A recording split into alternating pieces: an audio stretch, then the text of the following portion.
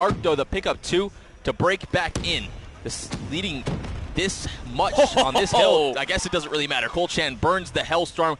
Maybe would have liked to see him save it, but you know, they want to tie the game up as fast as possible. Can't question the man for the decision. He has 11 kills already, doing his best to pick up a few more. Has Kinetic Specialist coming into play.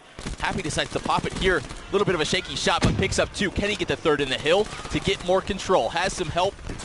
Back and forth battle at this window hill. I do question that active camo use. However, he picks up a couple of kills and a few more points for him. He's trying to get the momentum back in the swings of things. Felony says no, though. 3-kill streak for him. 2 seconds left. You're looking at that rotation, and honestly, Team Caliber has it, but I think Elevate can put the pressure on and take this right over. It's going to be that player of Goonjar right at the back. He takes down 1.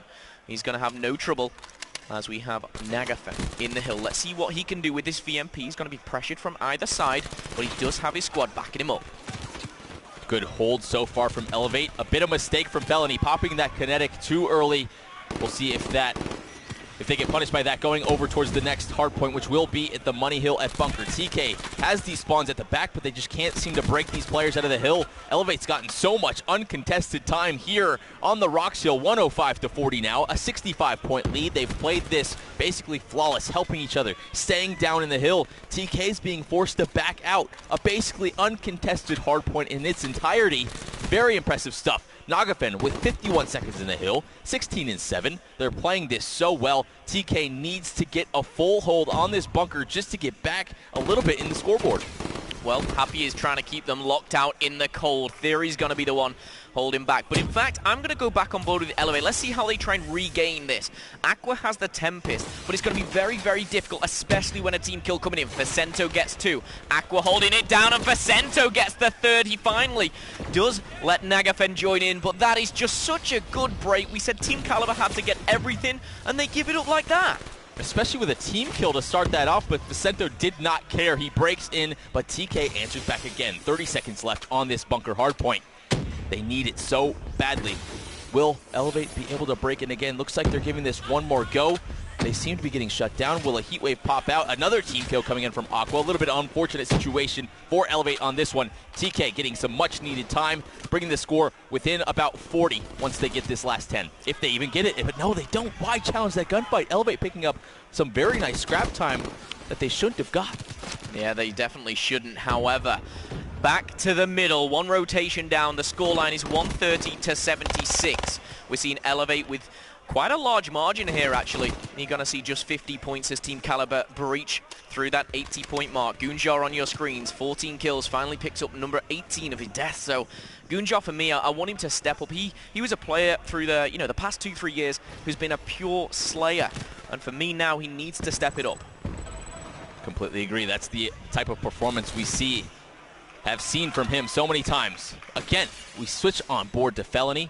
2 kills to intro in, leading the kill scoreboard at 22. Some absolutely amazing play. Has this kinetic armor to work with again already.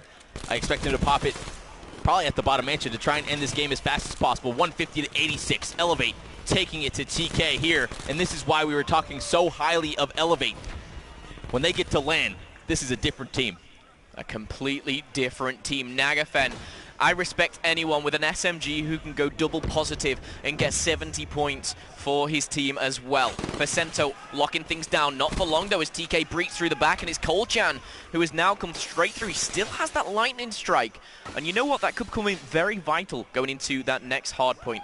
Team Caliber about to break 100 points. I think this is a milestone they need. Just a bit of reassurance, self-confidence.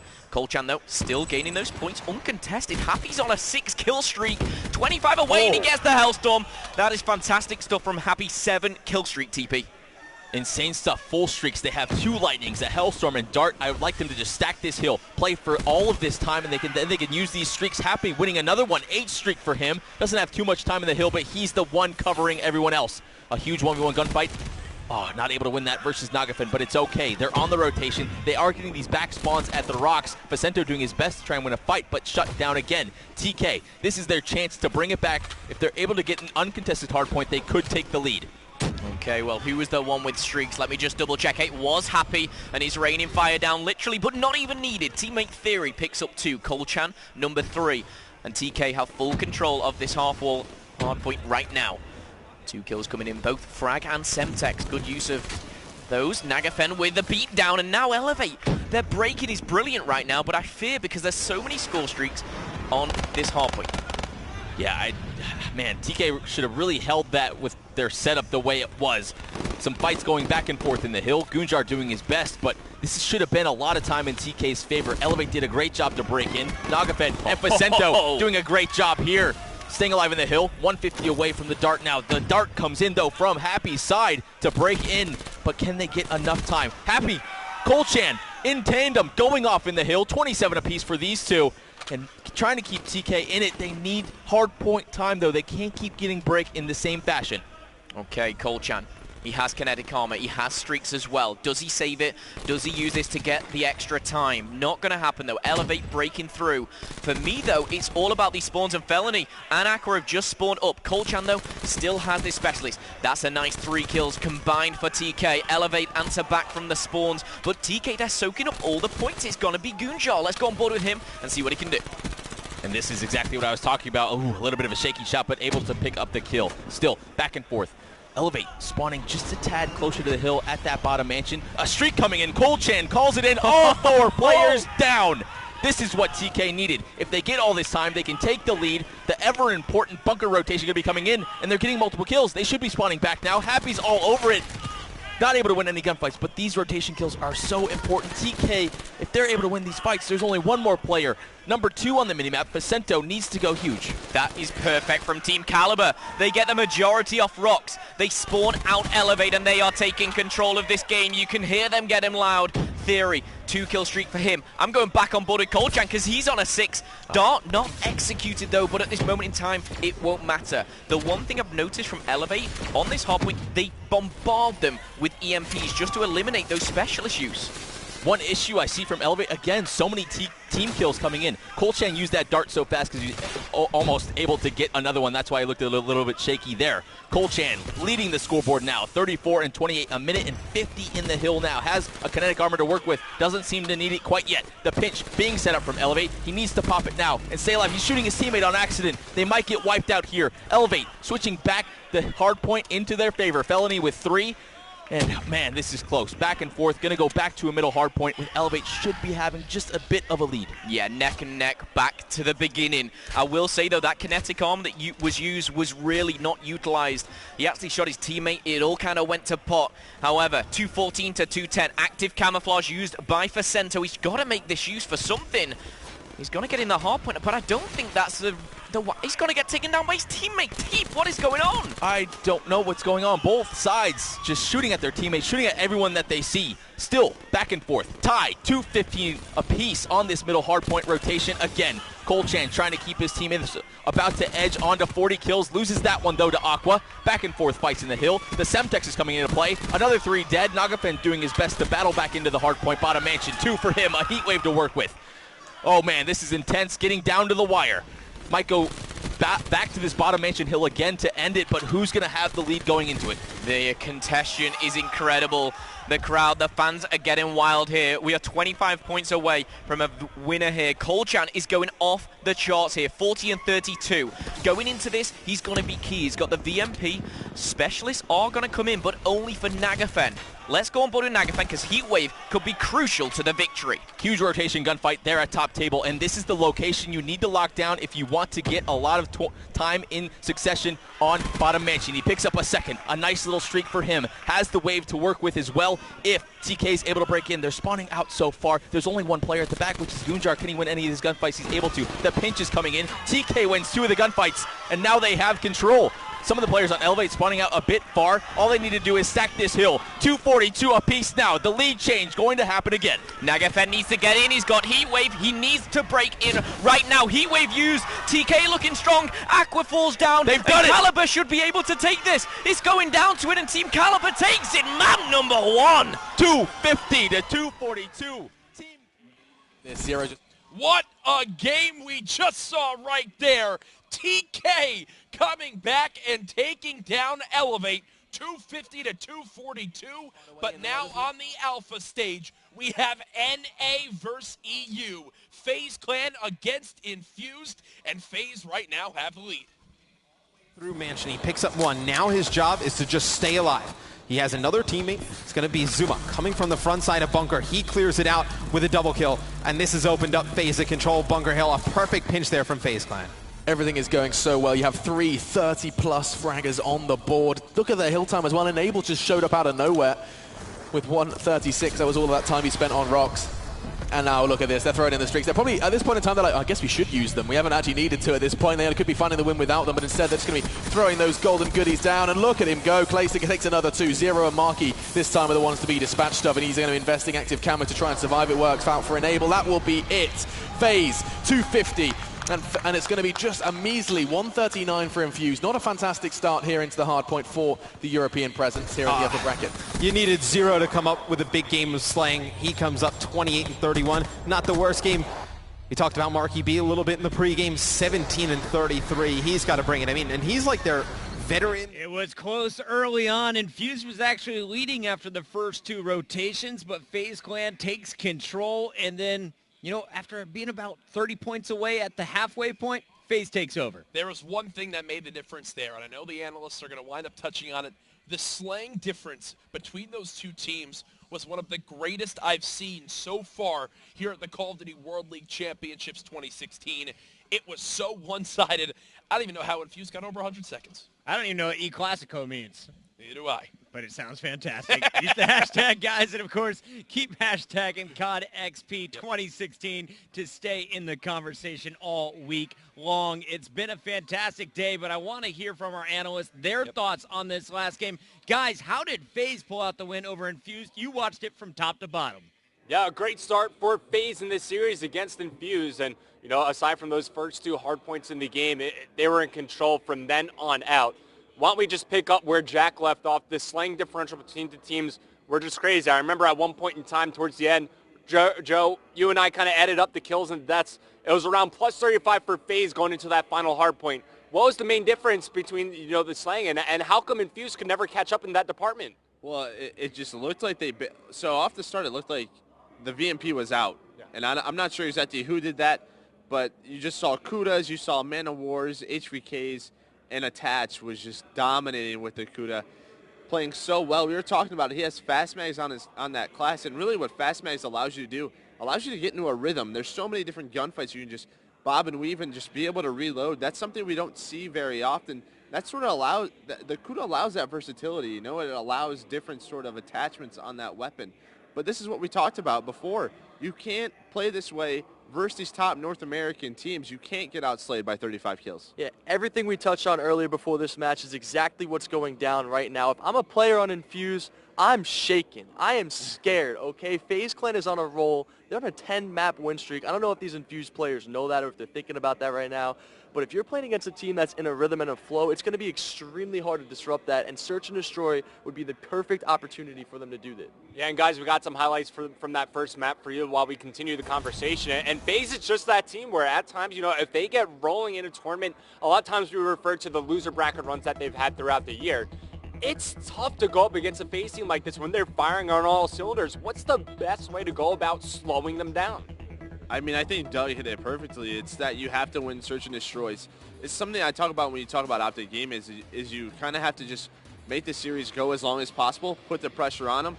But this is what I was talking about with Attach, just using those fast mags. You just see he was in such a rhythm throughout that game, especially on that Mansion Hill, picking up full streaks. He just did such a good job throughout the entire game. Also, I just want to point out Marky B and Urban didn't have the best of starts.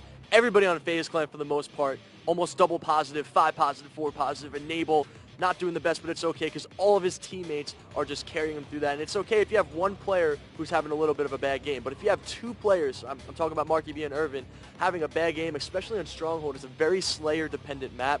You're not going to do that well. And Infuse, they try to hang in there, but FaZe Clan was just the better team in that map. Especially when Attach is essentially pulling the weight of 2 people with the numbers he's putting up. So now let's shift our conversation over towards Search and Destroy, since I think we can agree that's where you got to slow FaZe down.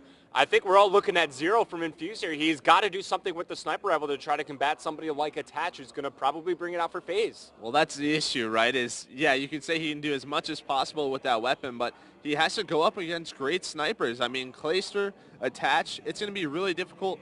We'll see how the Banner protects, how it plays into us. Again, this is what we sort of heard. We've heard these different rumors that FaZe has a lot of search and destroy strategies, especially in the Banner protect up their sleeve. So I'm really excited about this map number 2. If I'm a player that's on Infuse right now, I'm telling Marky B to take the bomb and do whatever you have to do to get that bomb down and just try to watch over him. I would make the obligation, the priority for this team, literally exactly what Search and Destroy says. You just demoted Marky B to bomb carrier? I'm the bomb carrier for my team, and I take a lot That's of pride in demotion, it. Marky dude. B, I want you planting bombs for your team, and I want to see you guys search when you're on offense and then destroy. Plant the bomb, get it down, play some basic Call of Duty, do everything you can to get FaZe out of this rhythm because they're looking really good, and I don't see them slowing down anytime soon. Yeah, and that's the thing for me. A lot of this story is going to be told these first few rounds. If Infuse is able to take 1 or 2 or 3 rounds early on, it could change things. But if they let FaZe continue to build on this momentum, go up 2-3-0, I just don't see them taking this map number 2. I mean, we've seen Clayster go off with so many different guns. I mean, I'm looking at maybe a potential Man of War ban, maybe going after the Shiva, but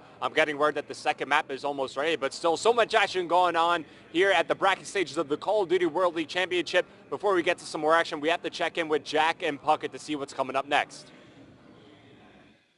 Thank you so much, Revin. Great analysis, as always, from our expert analyst here in LA. Of course, guys, if you are just joining us, this is the XP Zone, where we are jumping around to the best action on all of our streams. If you missed it over on Bravo just moments ago, Team Caliber defeated Elevate in the hardpoint. They're now heading into the Search and Destroy, and I want to talk about TK's pickup.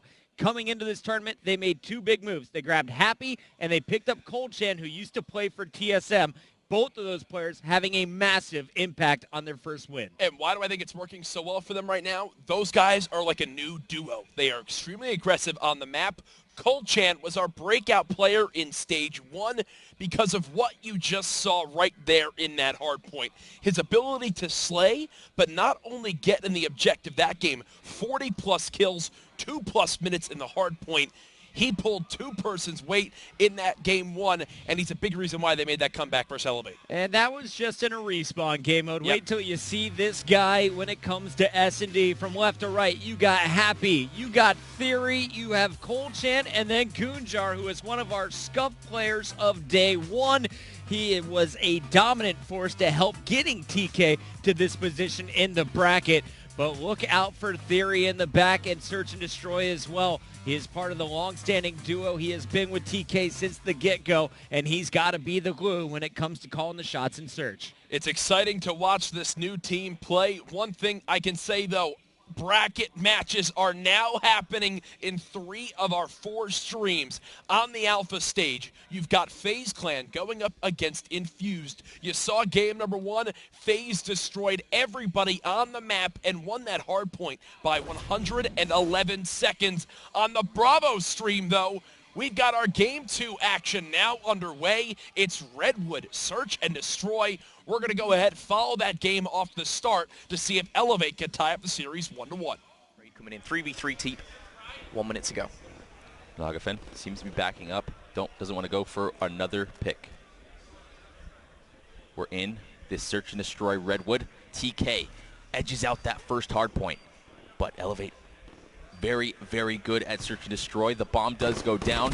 3 versus 3 situation. Goonjar picks up the first at the middle tree. 30 seconds left now. Just want to point how Happy is on the complete flank. Theory's just taken down Nagafen and Facento as well from Goonjar. That flank coming in was very, very smart, but it actually wasn't needed. TK winning their one-on-one gunfights, and Goonjar, nice AR skills there. Always been a prolific assault rifle player.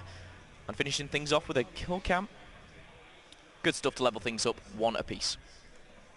Good rounds on both offenses from these sides. You get to a bomb site, and I need to see either side start to contest a bit more on these defenses. You need to try and push out and take control of that bridge. Make sure you're spotting the A push.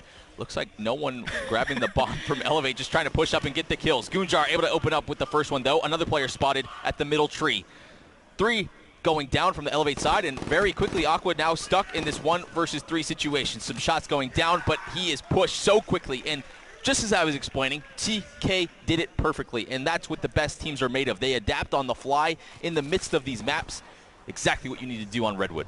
And I love how they read Nagafen's play. Nagafen was like, I'm going to fly over the middle map with the, the use of the trees, the boosters. But they know what Nagafen does, and they almost kind of just check it. They saw him high, and of course, it's a lot harder to make those shots when you're 50 feet in the air.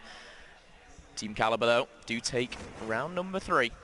We're into round number 4. TK on the attack have the chance just to extend this lead, and this looks a lot more of a set push towards B. Theory's got the bomb. Who is pushing out, though? It looks like it's Facento.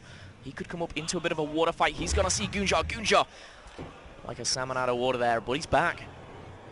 Yeah, I was waiting for that player. The top bunker, Kolchan, was there to get the crossfire. Facento going into that water makes you so vulnerable to a crossfire to happen just like that. Looks like Nagafen's trying to peek over with the snipe. Will he be able to spot it? Kolchan needs to get out of there. Yes, he does. One player watching the flank, which is happy.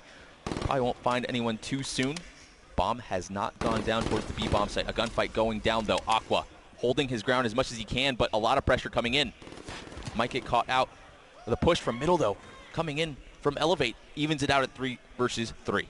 Yeah, this is a bit of a strange one because Nagafen's taken over their base. Again, we see Happy on the flank. This could be crucial. It's a 3 versus 2 in favor of Caliber. However, Gunjar falls, and now the pinch needs to come in, but the bomb is not down. 1 versus 2. Let's hop on board in Nagafen, see what he can do. Last player spotted from the water. A fish jumping out. Can't handle it. Kolchan, I'm pretty sure he picked up 3 in that one with the late flank from Happy. Very good strategy to do when you're trying to go over towards this B bomb site. Well, Kolchan, that final kill cam. Pretty stylish play there with the RK5. Team Caliber 3-1 in the lead, and the crowd is getting hyped here. I don't know if you guys can hear that, but a lot of TK chants coming down. Elevate on the attack. I tell you what, 3-2 and 4-1 are worlds apart. This is the time for Caliber to really push Elevate's patience here and try and take this away. Kolchan with the early first blood. Felony hits one, but the flak jacket prevails. Nice push over from Theory, but gets taken out by Felony over towards Bridge. And HCXD trying to scout as much as possible, but it's taken out quickly. And I love the push from TK, but they can't get caught at this middle stump.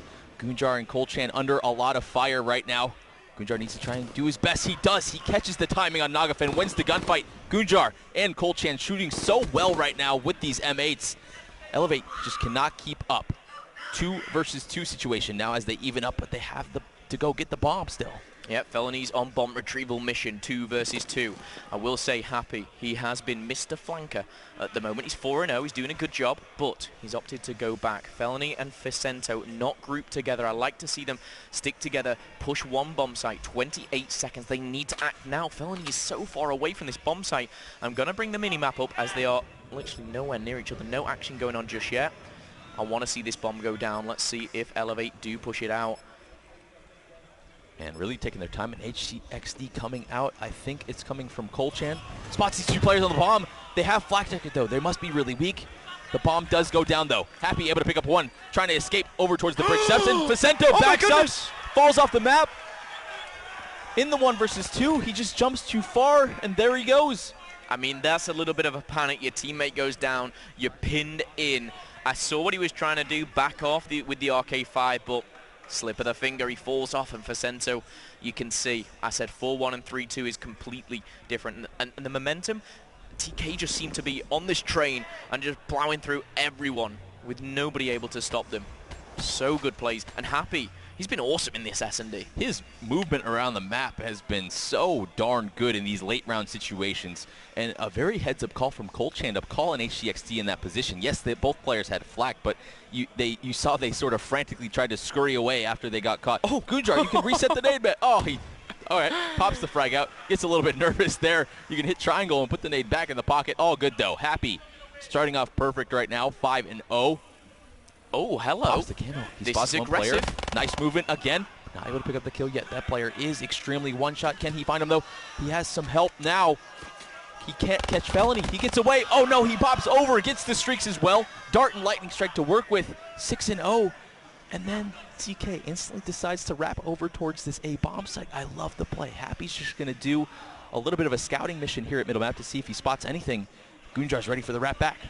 Well, Happy was like Tarzan through the trees and glitch. Perfect play from Goonjar there as he gets out. You can see Happy calling in the lightning strike. Even so, no, he's just pinged it, so he knows where they are. That will be called out, and I'm going to go on board with someone a little bit closer. In theory, the streaks are coming in. They're investing so much into this round. They need to come out with a victory. Tags him up. Facento actually taking down Colchan. A 3v3. Theory tagged up from behind. Facento with the double, and now Happy, a dot. What is he doing? I thought he was going to late flank and try and pick up one of these players. Decides to run out and chuck the dart as well. Both players drop, but he has the dart alive. He picks up 2. A 1 versus 1. Nagafen versus a dart. Can he stop it? He can't spot it yet. He's on the bomb, and Happy clutches it. He didn't know what to do. The dart was flying at him. He either defuses or... What a play with the dart on your left. You're going to see the kill cam one more time. Happy going big on the right. It is FaZe Clan jumping up to a fantastic start.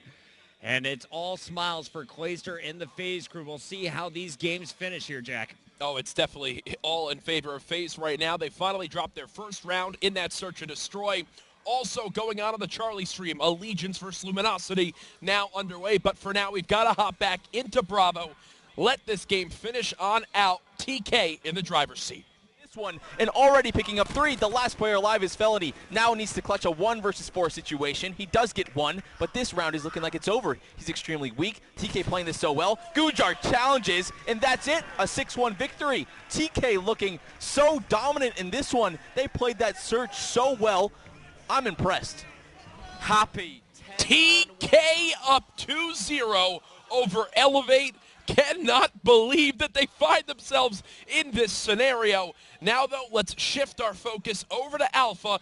Another game in a 5-1 scenario. This time, it's FaZe Clan over Infused. Mode down teams pretty quick. I mean, we get out of here by 9 o'clock through their top of the bracket, but wow. Tremendous shots there with the VMP from Zuma.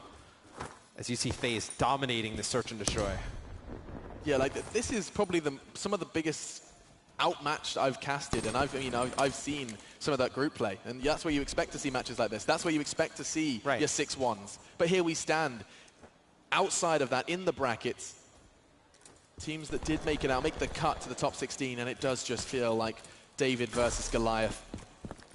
Yeah, I mean, they get onto the bomb site and they have to back up. I mean, attach here, waiting for players to come up top. You see, just going to EMP check, not going to find anybody in. See Enable, he's going to be watching A, so the guys on FaZe have all their angles covered here, and the one player who can make a play here is potentially PT. Adam PT Pete. Does go down, it was attached to find him, draws further blood, 2 bodies and already hit the deck. It's a 3rd and it's attached, who finds 2.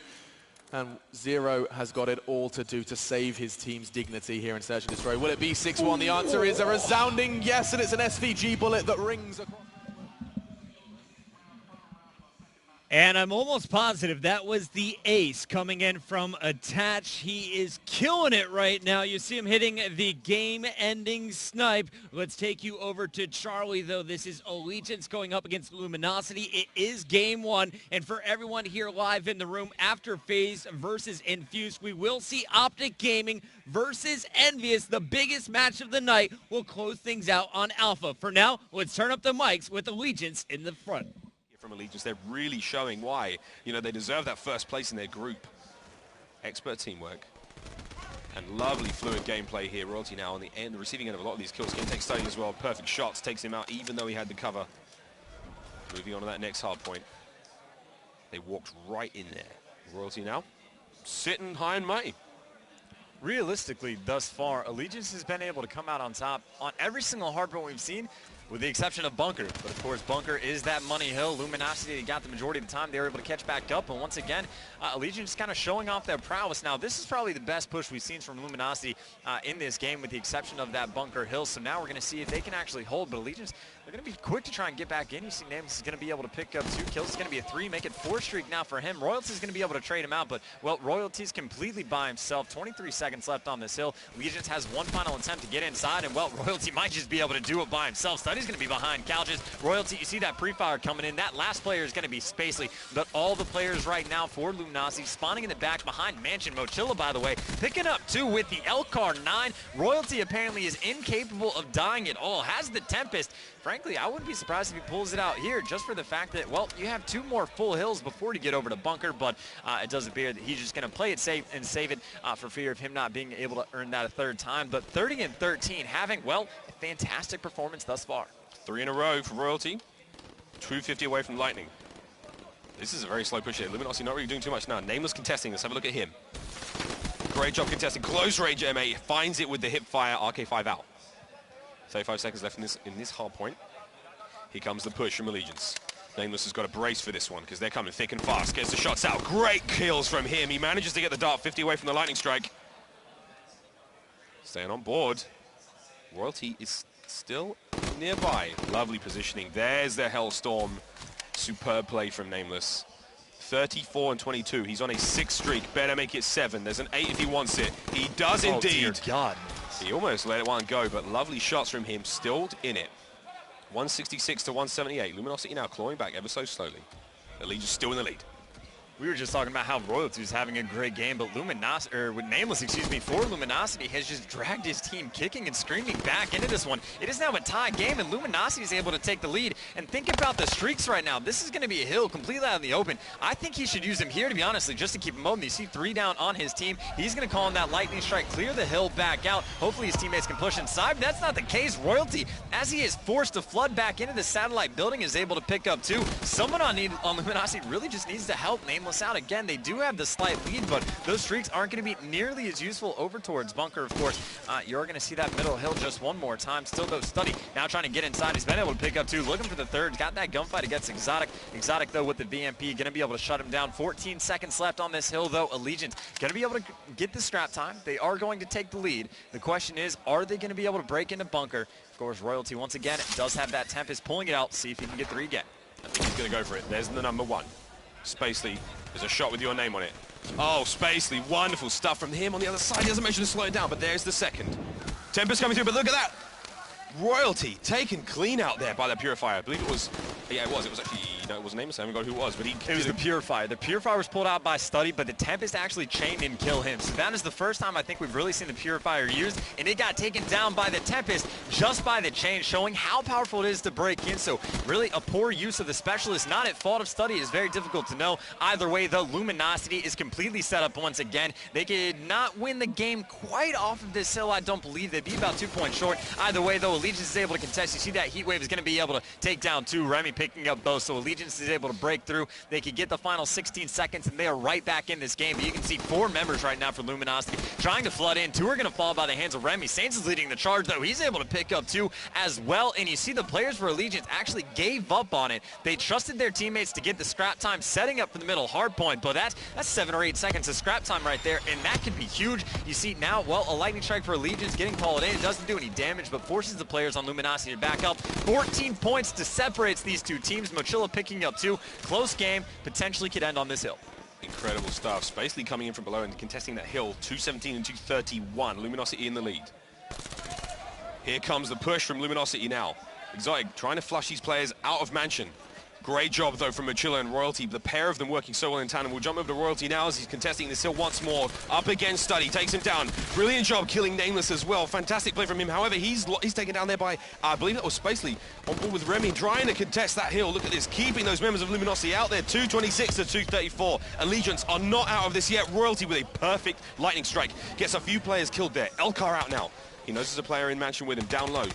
Pre-fire's out. He's worried about the results. There is a Cerberus now. Allegiance, this is it.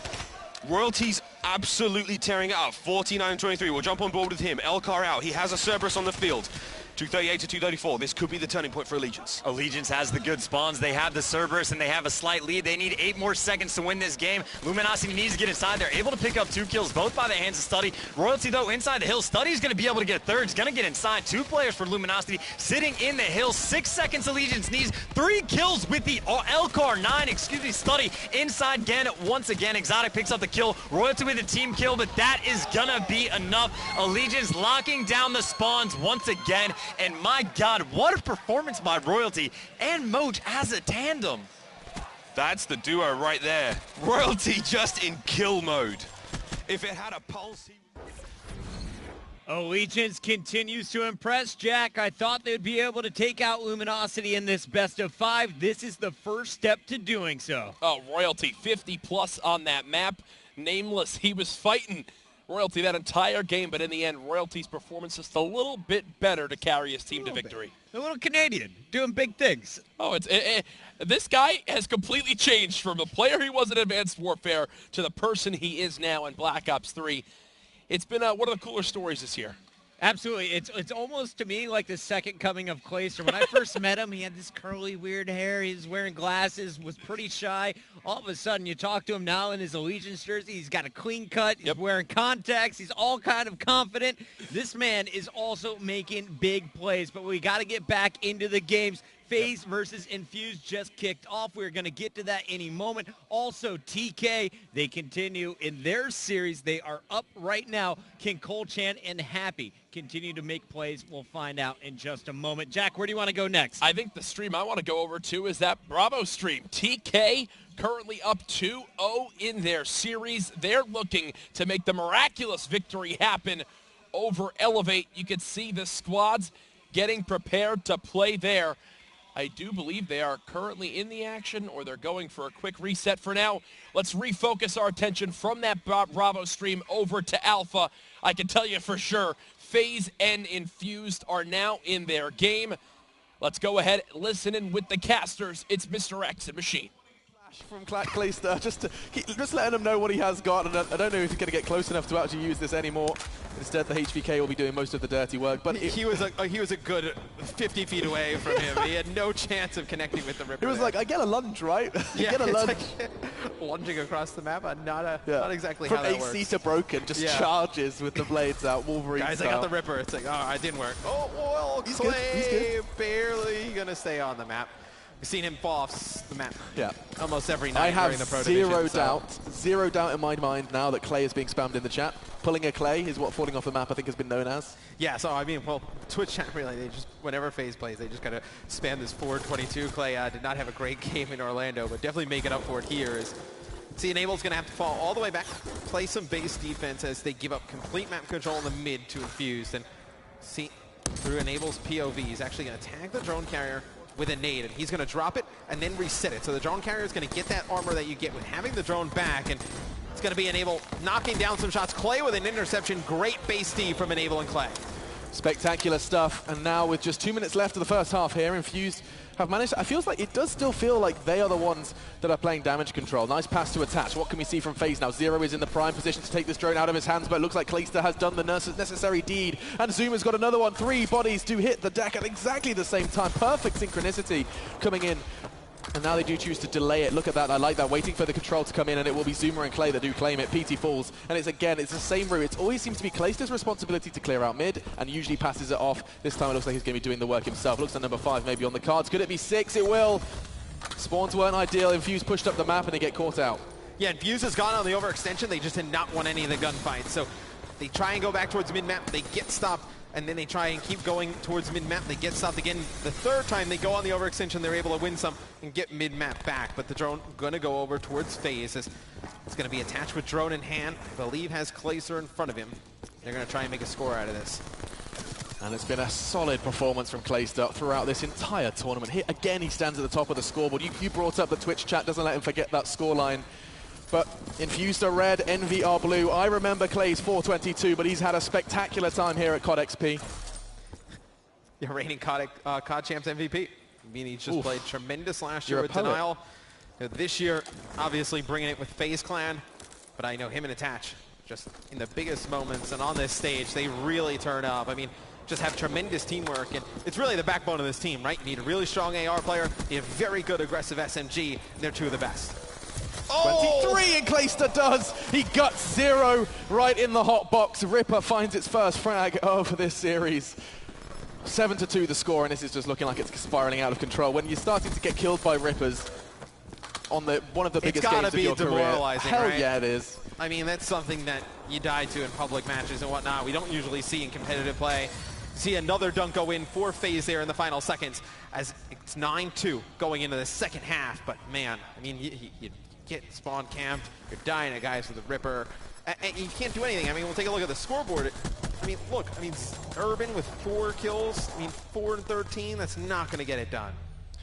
It's just not going to be good enough. You're right. I mean, it does come down to slaying, and I think actually if you were to be genuinely critical of Infused, I think we've been very vague with our criticism. If you were going to get into the nitty-gritty, Urban has not had a great tournament. He's at CoD XP. I think in the majority of maps that I have seen of him, I've had the opportunity to broadcast Infused a fair few times, or at least watch it, if not cast it.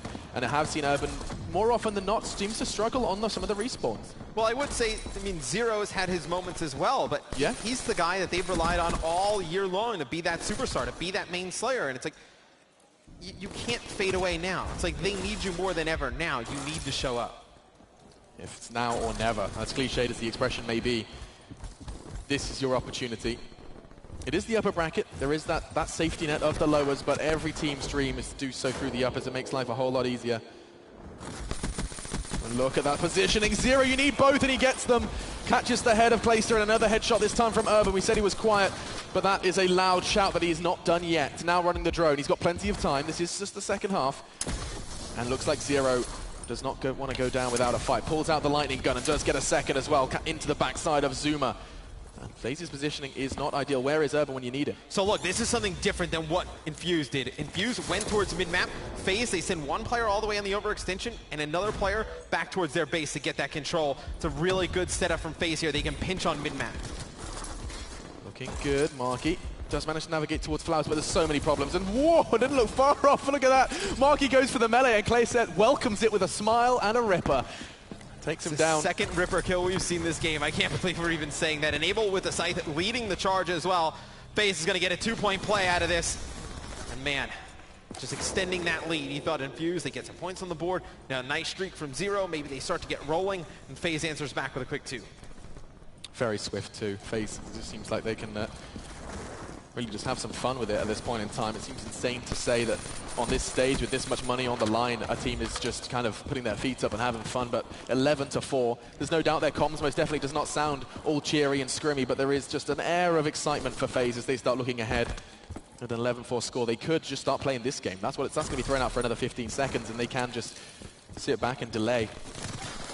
And I mean, Urban's trying to push through, trying to get towards that class side. That's where you want to control, but I mean, it's no good. I mean, you don't have any of the middle of the map. I mean, you see the whole middle of the map is just flooded with red arrows. Even if he gets over there, what are they going to do? I mean, he's not going to be able to get the drone.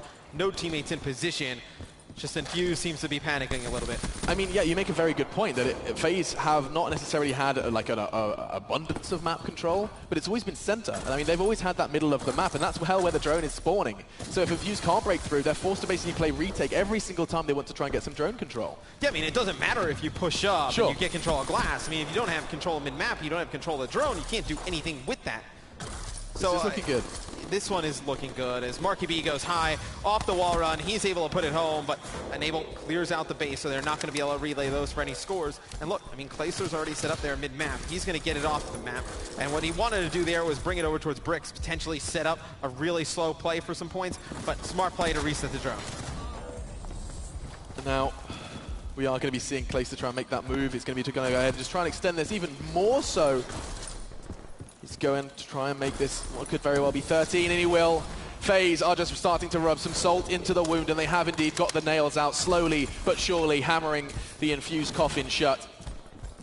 The Tatch is going to be on defense all alone as 2 players pushing through, bottom broken, gets one, not able to finish off the second one, but Petey gets taken out in the process. They only have Urban mid-map here. The drone's going to go to Clayster anyway. This one does not look good for Infused to make the comeback. FaZe really making a statement. It's one thing to do it in groups. It's a whole nother level to do it in bracket play. Yeah, this, excuse the pun, but is a completely different ball game. So far, Uplink has been going only one way, 13-6, and I mean 60 seconds. It's not impossible if 4 members of FaZe just let go of their controllers, maybe, but that's not the case, and it is looking so damn good. You see Zuma up on top AC. The XP zone is heating up here, guys. You can see games are happening on all 4 streams. We're bouncing out of FaZe and Fused. We'll come back to it if needed, but it's looking like FaZe has it all locked up. They haven't dropped a map yet, and we'll be moving on to winners round 2, and Fused will drop to losers. Over on Bravo, it's TK playing against Elevate. They are up 2 games. This is game 3, currently trailing by 1. Over on Charlie, Allegiance just got started in Search and Destroy versus Luminosity, and Europe has begun on Delta. We see our first matchup. It is Epsilon versus Fab as we head to it. This is Hardpoint, currently Epsilon up 55, but here comes Fab on the comeback. For the challenge, it falls, but the teammate support is here because they're spawning so close to the hill. This is why we talk about spawns so much in this game mode. Really good hold on this hard point for the guys from Fab Games, holding the spawns to perfection, keeping Epsilon's attempts at thwarting their chances of moving up into the bracket, the winners round bracket, keeping them at bay as Dave tries to run around the shed, delay any sort of attempts to stop Fab gaining their hold on this game. Dave has got a massive gunfight here. Unfortunately, he does in fact lose it to Scraps, both of them fighting it out with the HVK. And here comes the 4th hardpoint in its rotation. Epsilon in full control, don't have the preferred side of this hill, but it looks like Moose is going to try and push forward with this SMG, try and be a bit more aggressive. Hawkey makes 2 kills. Here comes Moose trying to cause a distraction. This is going to cause Hawkey to look and find that kill, because obviously it was a bit of a predicament, but his teammates do pick up the kill. Kinetic armor in his back pocket as well. Sees Moose will not be able to win that gunfight. Desire, meanwhile, will be able to get that one as well. So he falls inside the hill. Moose now alive, and the Tempest is available to use from Scraps. Moves into the hard point, contest time, and kills going down. But Fab still a strong hold. They're up by 11 points. You think how poorly they really started this game. They've come alive. Fab in the lead, picking up that scrap time on that hill, but it's all about the rotation for Epsilon. They're not concerned. They know that they'll make the time up in that bunker hard point. At least Scraps is the only one with a specialist available, but this is bad news for those guys as Fab do in fact have all of theirs available, but you have to bear in mind, Sonny's just picked his one up. Reedy's not far off of it.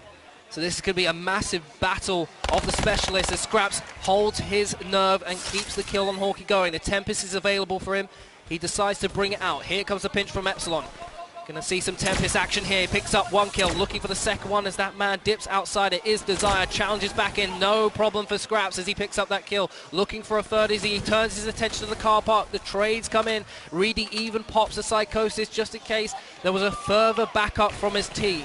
The push still coming in from Fab, and Reedy's using this cover beautifully. Picks up Hawkey in 3 now inside the hill for Epsilon. Ducking and diving all around the bunker. The push is going to come in from Fab. There's 2 down in there. Favor Scrap's going to try and push out. He falls. Dave, staying alive, does have the sight as we move towards the second rotation of hills.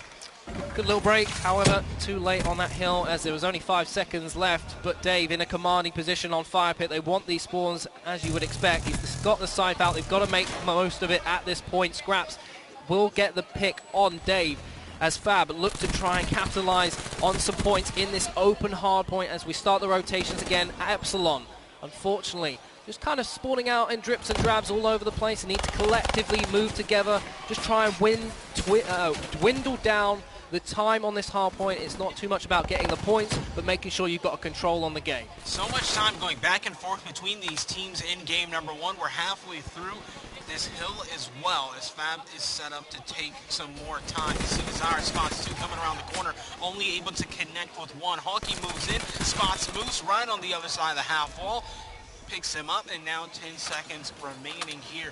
But looking at this Fab team, this is sort of what we wanted to see from them coming into this in a game mode like Hardpoint. They haven't dropped 1 yet here at the Call of Duty World League Championship, and they're looking good in game number 1 as well. The lead slowly building, control of the spawns, and they're stopping the Epsilon pushes coming towards the bottom mansion. Well, this is exactly what Fabs excel at, being aggressive, having high tempo. All those aerial battles you've got in the open hardpoints. They love hardpoint. They are specialists at it, and they're really showing it right now as they make a 40-plus point lead. Vortex having a fully streaked out kit behind him. Scraps makes an important double kill to put him on a 3-4 streak. to get Epsilon back in control of this mansion hardpoint. I think Fab need to play this very carefully here. Let's focus a little bit more on the rotation rather than this hardpoint, because there's still a lot of the game to go. You see both of these teams fighting for control of the bottom mansion. Still, Reedy now does have control of the Psychosis, and Fab has gone on the rotation. Epsilon need to take control of this back satellite area, and that's where they start to apply the pressure. Reedy can be the front man here, looks the wrong way when coming through the door and pays the ultimate price with his life. Now Scraps will be the one to push in. Spots one, connects with that one as well. So now you think one player spawns up right next to him. He goes down. Fab keep control of the hardpoint. Fab love these messy scraps in the hardpoint. They'll take them all day long if they can do, and Epsilon just feeding exactly into their game plan as Desires inside the hardpoint with this aggressive HVK. Epsilon trying to make anything happen. A few hero plays coming in from these Epsilon guys as the score is starting to walk away from them at this point. Desire again, he has a Tempest available. Will he elect to use it? I don't think he will, but he goes for more kills. 5 streak for him. RK. We're going to jump out of that hard point. We'll get back to Fab versus Epsilon a little bit later, but to show you more important action, Bravo has Elevate versus TK. TK is on match point, but they're currently trailing by 2 over on Charlie. You can see the match. This is between Allegiance and Luminosity. Game 2, Allegiance leads 1-0, but currently they have a 4-2 round advantage. We're going to go over to Bravo full screen as we listen in with Team Caliber versus Elevate. Elevate, they are beginning to spawn trap Team Caliber.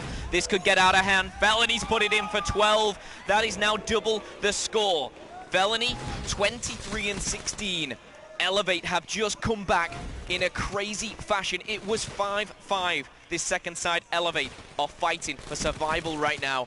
They are 2-0 down in the series. However, it looks like they are going to take this third map deep.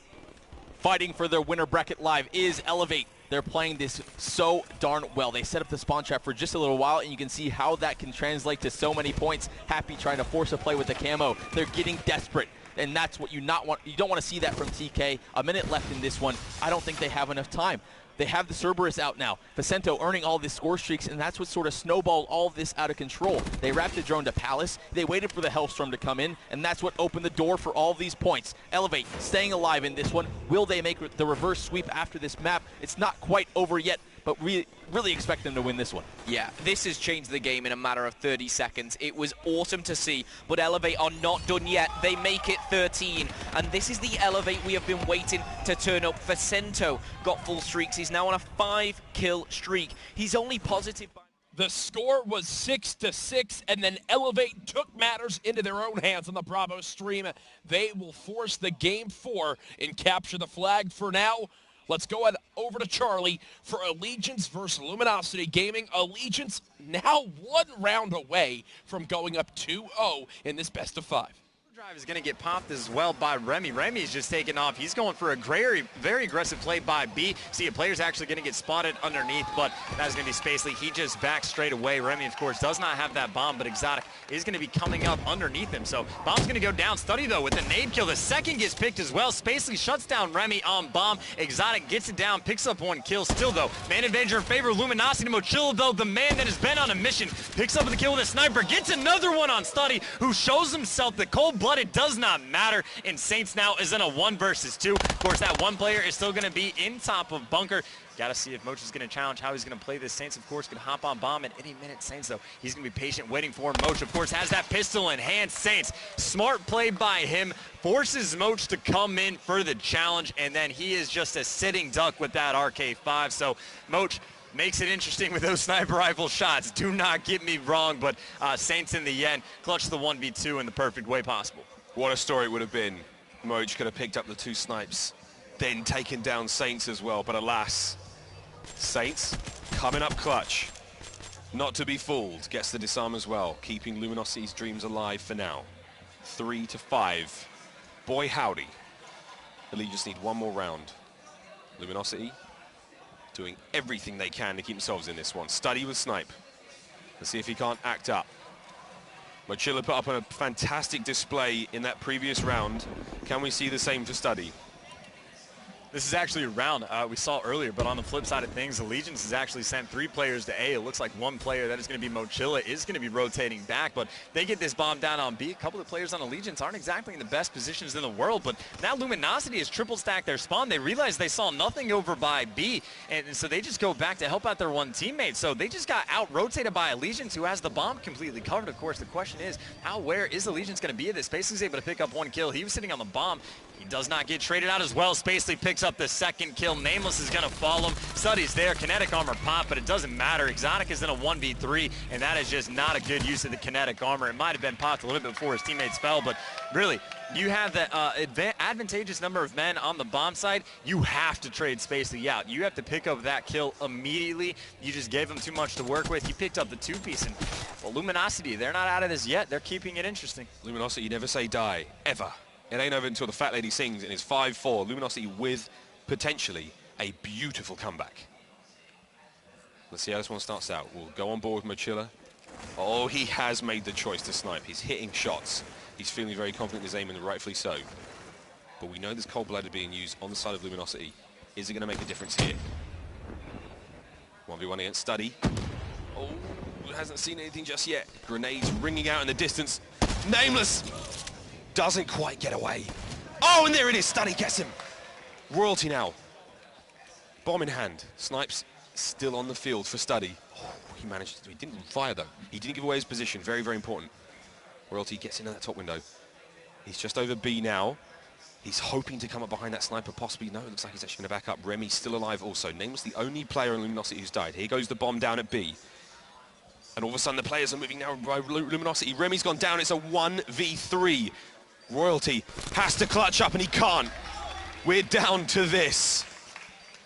Spacely has a dart. Oh, this is going to be absolutely huge. Round 11, boys and girls. Luminosity have just done the unthinkable, and they're pulling this back. Players just making a choice now who best deserves this one. I think it is going to be Spacely. Well, Spacely's going to get the defuse. He's 100 points away from the lightning strike, so he's got that. But more importantly, they waited long enough. Saints is actually able to build up to his kinetic armor, and Study is, well, pretty much as close to that active camo as you can be. So we're going to round 11, and they have utility on deck, so they're definitely going to be preying around Spacely. In worst case scenario, they got the kinetic armor, and they probably should get the camo as long as they wait about 30 seconds into the next round. So Luminosity, they were just down 5 rounds to 2. They've turned this game around. I am very impressed. The edge of my seat is in the far distance at the moment. Luminosity versus Allegiance. Study with Snipe. Final round. Expect those kill streaks at any moment. We'll stay on board with Study for the moment. We'll see if he can't make a big play happen. Definitely worth mentioning right now, Allegiance has quad staffed a bomb site. Spacely has that lightning strike. As soon as he pings this, which he's about to, yeah, they're going to have to run, and they're going to have to run quickly. This is not a good situation for Allegiance to be in. Nameless is just waiting for him. He's been able to get the first kill. Now they can get the bomb down, no problem, and Allegiance has the man disadvantage. Remy is able to trade out the kill on Nameless. Study's going to be there as well, though. Even if Study falls in a 2v2, he's got the Hellstorm. The bomb is planted. Spacely can single-handedly win this game. There's one player left alive. That's going to be Exotic. He survives the Hellstorm, but still has his work cut out for him. They know exactly where he is. He's actually going to be rushing straight into the gunfight of Spacely, and Spacely is able to shut him down, finishing on what? I think that was a 7 streak for him. Finishes off at 10-7. So monster performance early on, but Mochilla. What did we just witness, Jack? 5-1, Allegiance is up, and no, it's Luminosity rallying off 5 straight rounds. They take it 6-5, and they tie up the series at 1 apiece. I've done that many times when I play Call of Duty. That's because I'm not good. Allegiance is a good team, and what I'm watching out for here is that might be something that shakes them as this goes on. So far, Allegiance, they've been coasting through their Call of Duty Champs experience. They've gotten to this point in the bracket. Everything has been smooth sailing. Well, they just got destroyed in 5 straight rounds as they throw that one away. Well, you know, they definitely have at least one emotional player on the team, and that's Mochilla. When he is angry, he plays better. But I think at this point, he's going to be just frustrated. Yeah. Frustrated isn't always the same as angry, and we'll see which side he decides to go with. Is he going to be able to continue to play well, or is he just going to unravel, and will this young team fall apart? We also talk so much about how hype and how the energy can affect certain teams more than others. I promise you, Luminosity, Study is a player that feeds off of the hype. The second that game ended, you saw all 4 players shoot up. Spacely's headset fell off. They were making Allegiance feel what, oh God, was a rough game 2 right there. Now that series is tied up 1-1. Absolutely. We saw some chest beating in honor of Harambe. Over on our Delta stream, though, Jack, we have to talk about what happened in our Europeans. We had Fab, we had Epsilon, and it was Fab coming out on top. They outslayed their opponents, and 2 players in particular. It was Hockey and Desire combining for 80 kills, but all 4 of them over 30 kills here to take game number 1. It was just an 18-point differential, 250 to 232. Fab, they are known for their hardpoint game mode, and it showed right there. Epsilon made it a little bit closer than I think they would have wanted, especially when they had such a major lead. Epsilon brings it back within about 18 seconds, but thankfully Fab were able to close the door. That is the Titan European match going on right now. Fab and Epsilon, arguably the 2 top European teams outside of the Elite 3, both of them looking to continue to prove that, hey, more eyes should be on us in the European region. Here in the XP Zone, we bring you all of the best games, and right now we have a game in motion. It's over on Bravo. TK is up 2-1. Elevate trying to force a Game 5. They have to clutch up in CTF right here. Nagafen made an awesome play with the RK5. However, we are into this CTF. 2-1 down for Elevate. They are fighting for their winner bracket run. Team Caliber, though, they have just taken the flag, and that's going to come from Colchan. It's looking good. Where is he going with this team? I don't know, but he gets the melee onto the player over towards the wood fence, but he doesn't recognize. The spawn was blocked when he took that route towards Tin. Elevate able to stabilize a bit, and it seems like both teams should really have a flag out in this situation. It should be a 1-1 game, so I guess tie game regardless. It's reset. We're 2 minutes into this one. Elevate fighting for their lives. TK at match point, trying to stay alive in this winner bracket. Ever important maps. Will we see a map 5? Elevate's trying to do their best. Well, you can see the flaws in both teams. The defense has slipped a couple of times. Colchan has picked up 2, and Felony has grabbed the flag. But look at the defense from Happy there. Man. I'm frustrated. That's not how you play a sneak. That's not how you play a sneak at all. It's okay to play the strategy that we see from Elevate, but they just go and run the flag without checking anything, not waiting for kills, anything. It's not how you play a sort of sneak in CTF. But regardless, I'm done ranting. Elevate pushing up, running up towards trains, and that is all 4 dead. The spawn is so close to the flag, though. 1 player alive is Gunjar. Needs to try and make some huge plays to make sure this flag doesn't get out. He takes out 1, and he buys enough time for his teammates to get back.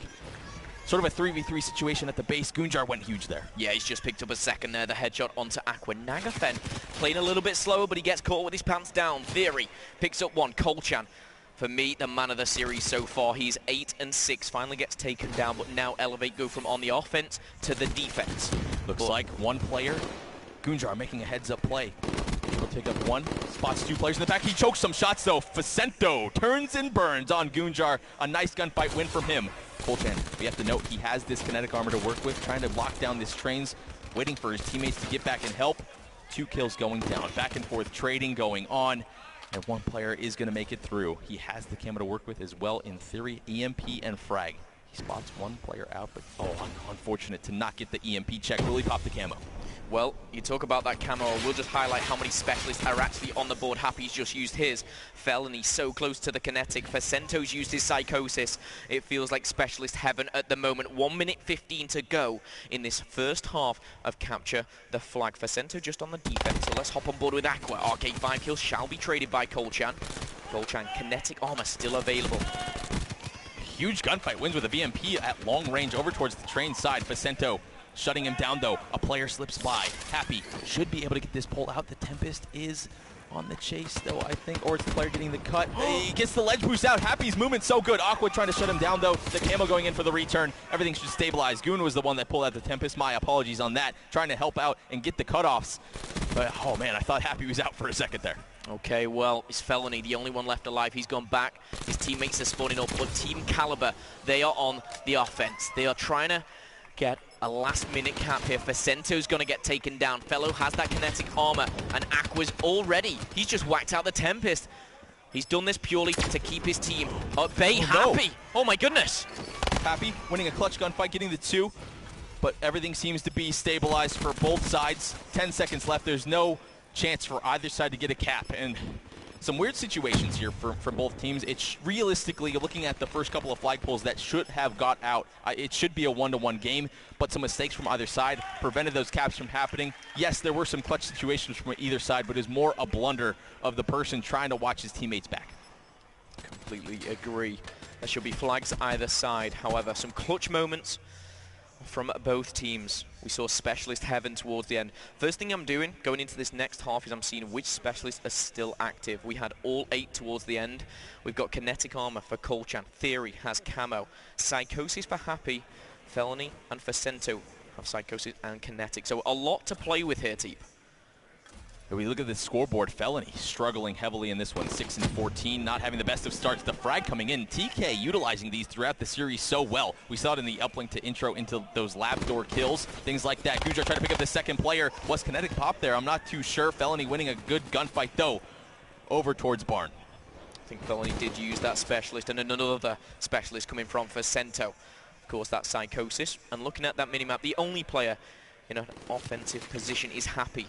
He's running around with this RK5, so confident. Does get traded out there, but he does take a man down.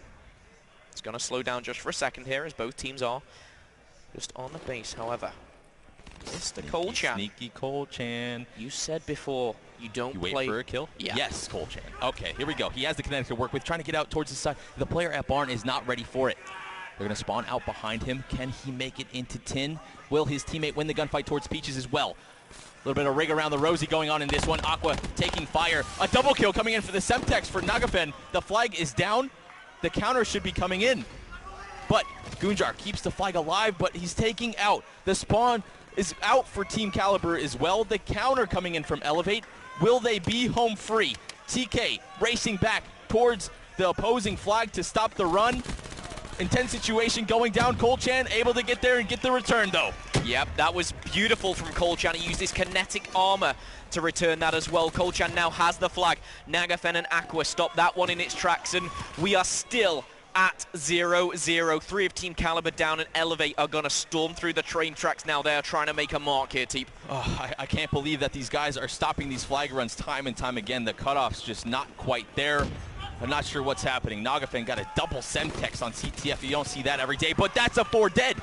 That's a 4 dead. They clear out the base. TK pushing up heavily now, and now they can put some pressure on the Elevate side. That red flag, they're going to try and get that out into Barn and back to their base. Gunfights going down here. Theory able to pick up that headshot towards the player at the back. Absolutely love that play from Theory, but Felony and Nagafen pick up 3 combined, and Happy is the only one alive. TP, I can see you telling him what to do, and he's listening. He knows that he needs to play this. He's seen 1. That is Felony. Biding his time, he's trying to pick up the kill, and he does. He unlocks Psychosis. He uses his specialist for Cento. Too smart, though, as he takes him down, and still we lie at 0-0. I don't know if this can stay this way for much longer, though. Something's bound to happen at some point. 2 minutes and 15 seconds left in this very epic CTF. A couple of flags should have happened from both sides, in my opinion. 2 going down again, a frag again. So many kills throughout this entire series. TK utilizing that explosive equipment, but Aqua answers back, roaring up towards Train now. They have the number advantage, a huge gunfight. He wasted Tempest, no! You can't pull out a Tempest in that situation when you're just not ready for anything, but oh man, TK lucked out a bit there. Yeah, and I've got to say, Team Caliber all spawn at that Peaches truck. A great spawn for them. They regain control of their spawn, but Nagafen being a nuisance here. With the VMP, grenades coming in. Team Caliber have utilized these frag grenades so well. We do have one player slipping the net. I'm going to go on board. It's Aqua. He's finding them from behind, but the rest of his team have gone down. He needs to stay alive here. Yeah, it's a tough situation. He is pretty weak. He's able to pick up 1, though, using the map to his advantage, an advantageous position at the back. Now he has some help. Felony is there. Happy picks up 1, but the trade happens. There is 1 player alive pulling out that flag, which is Gunjar. He has the Tempest to work with as well. He's able to pick up this first player. Misses 1. The camo coming in. You can't see the player. Nagafen trying to make a play, but blindly gets the shot on him. Got a glimpse of the player just for a second and hits it. He picks up a second. The stalemate going down. Last player alive is trapped. There's 3 players. TK takes them all out. Elevate spawning out on that right side of the map. They have to overextend. Nagafen needs to try and make the play. Theory is here, though. A huge gunfight. Theory wins it. Can the flag player make it back to the base? Goonjar is here. One player to contest. They get the flag, though. That counter can come in. The team wipe happens, and now TK is in the exact same position. Everything's going to even out. This is going to be an uncontested flag run. We're going to overtime, I think. Okay, well, I was just thinking, is there any streaks for Team Caliber? And Felony thought the same. He headed indoors. It's smart. It's 20 seconds to go, and they level. I believe we're going to an overtime. What has happened in this? We've had flags which should have gone in. Crazy counters. Nagafen, he's trying to go for another, but with 10 seconds, it's not going to happen. Ladies and gentlemen, we go into an overtime. It's Team Caliber versus Elevate. Whew. Elevate kept their cool on that flag run, stayed composed, wiped out the other team, and very easily got the counter cap. It was a good play from them. Goonjar was left alone. I feel like TK was just trying to do too much in that situation, but they get punished. Elevate makes the play and still staying alive in this series. Trying to pull off the reverse sweep. Overtime coming up. How crazy was that Tempest versus Camo play? I can't believe he hit it. He had the flag and he was like, I have no idea where he is, so I'm just going to shoot in front of me. And he actually connected with a headshot. However, let me get rid of this scoreboard for you, because we're back in the action. On board with Kolchan, he has Kinetic. I'm just going to quickly flick over. Felony also has Kinetic. But Kolchan, let's see what he can do. He looks like he's trying to play the bit of a sneaky role, but no, he's backing up his team, and he's going to fall. Good start for Elevate. Nagafen has the flag. 3 goes down. It's all up to Goonjar. Kinetic armor has been popped. It's not going to be enough. Nagafen should have this. This is quick. This is a really quick time. It's going to be about 30, I say 3 seconds. He should be able to put it in then. There it is, 32. It shaved it off. And what a cap. What a start in this overtime for Elevate. I really don't think TK is going to have a chance. They get wiped so quickly. The only thing I think that's going to save TK is if they have specialists, which I need to check. Score streaks, which I know they don't have. 32 seconds, that's very hard to beat. Let me just quickly cycle. Kolchan has Kinetic, and that is it. No score streaks. I'm going on board with Kolchan. He's been awesome through the whole series. Let's see if he can do the impossible here. 25 seconds on the clock, team. Nagafen trying to win this gunfight at the back alley boxes. The Kinetic is burned so fast. Elevate just needs to hold strong for just a little while. Smoke's coming out. Goonjar able to pick up one towards middle. They need to get this flag out now. If they have any sort of chance, will they be able to do it? They get the flag out, I think, but no, that's going to be it. Aqua wins the gunfight. Elevate, take map number 4. We're going to a map 5. I'm pumped. You just heard it. We are going to a map 5 on Bravo to catch you up with what you've missed over on Charlie. Allegiance trailing by 3, but they have a full half of uplink still to play over on Delta, though. That's where we need to turn our attention. It's Fab going up against Epsilon, the battle of the Europeans, and Epsilon is on game point. We'll see if they can tie up the series. Like, they get 2, they answer with 2 right back. It's just not looking pretty with some of the execution. I don't understand why you're letting them have those 2 kills if you've got 2 of your own. We are in this second map.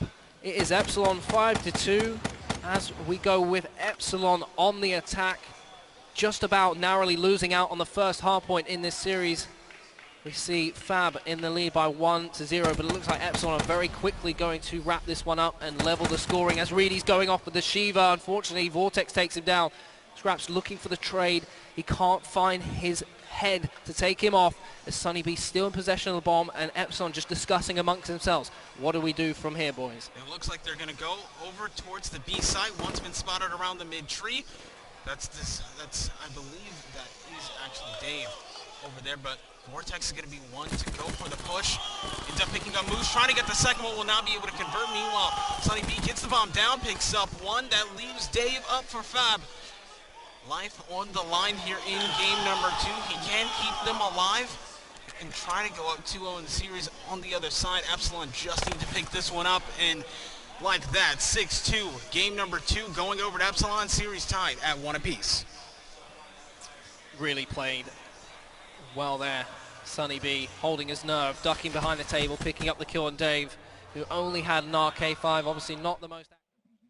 the drone. Unfortunately, it was just slightly too far away before he got back in time. So maybe you could say a risky play to go for the dunk, but he almost did the perfect thing.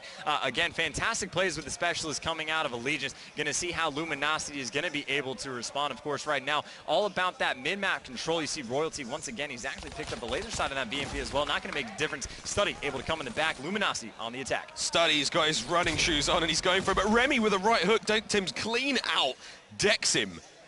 On board now with Machilla. Remy actually, let's follow him. Machilla and Exotic on running point. Remy in the rear with the drone. Pure aggression here from Allegiance. They absolutely need that 1 point. Can they make it a second throw? Big kill from Exotic. Machilla getting one of his own. That's 3 dead for Luminosity. Here we go. Study in the back. Can he make this happen?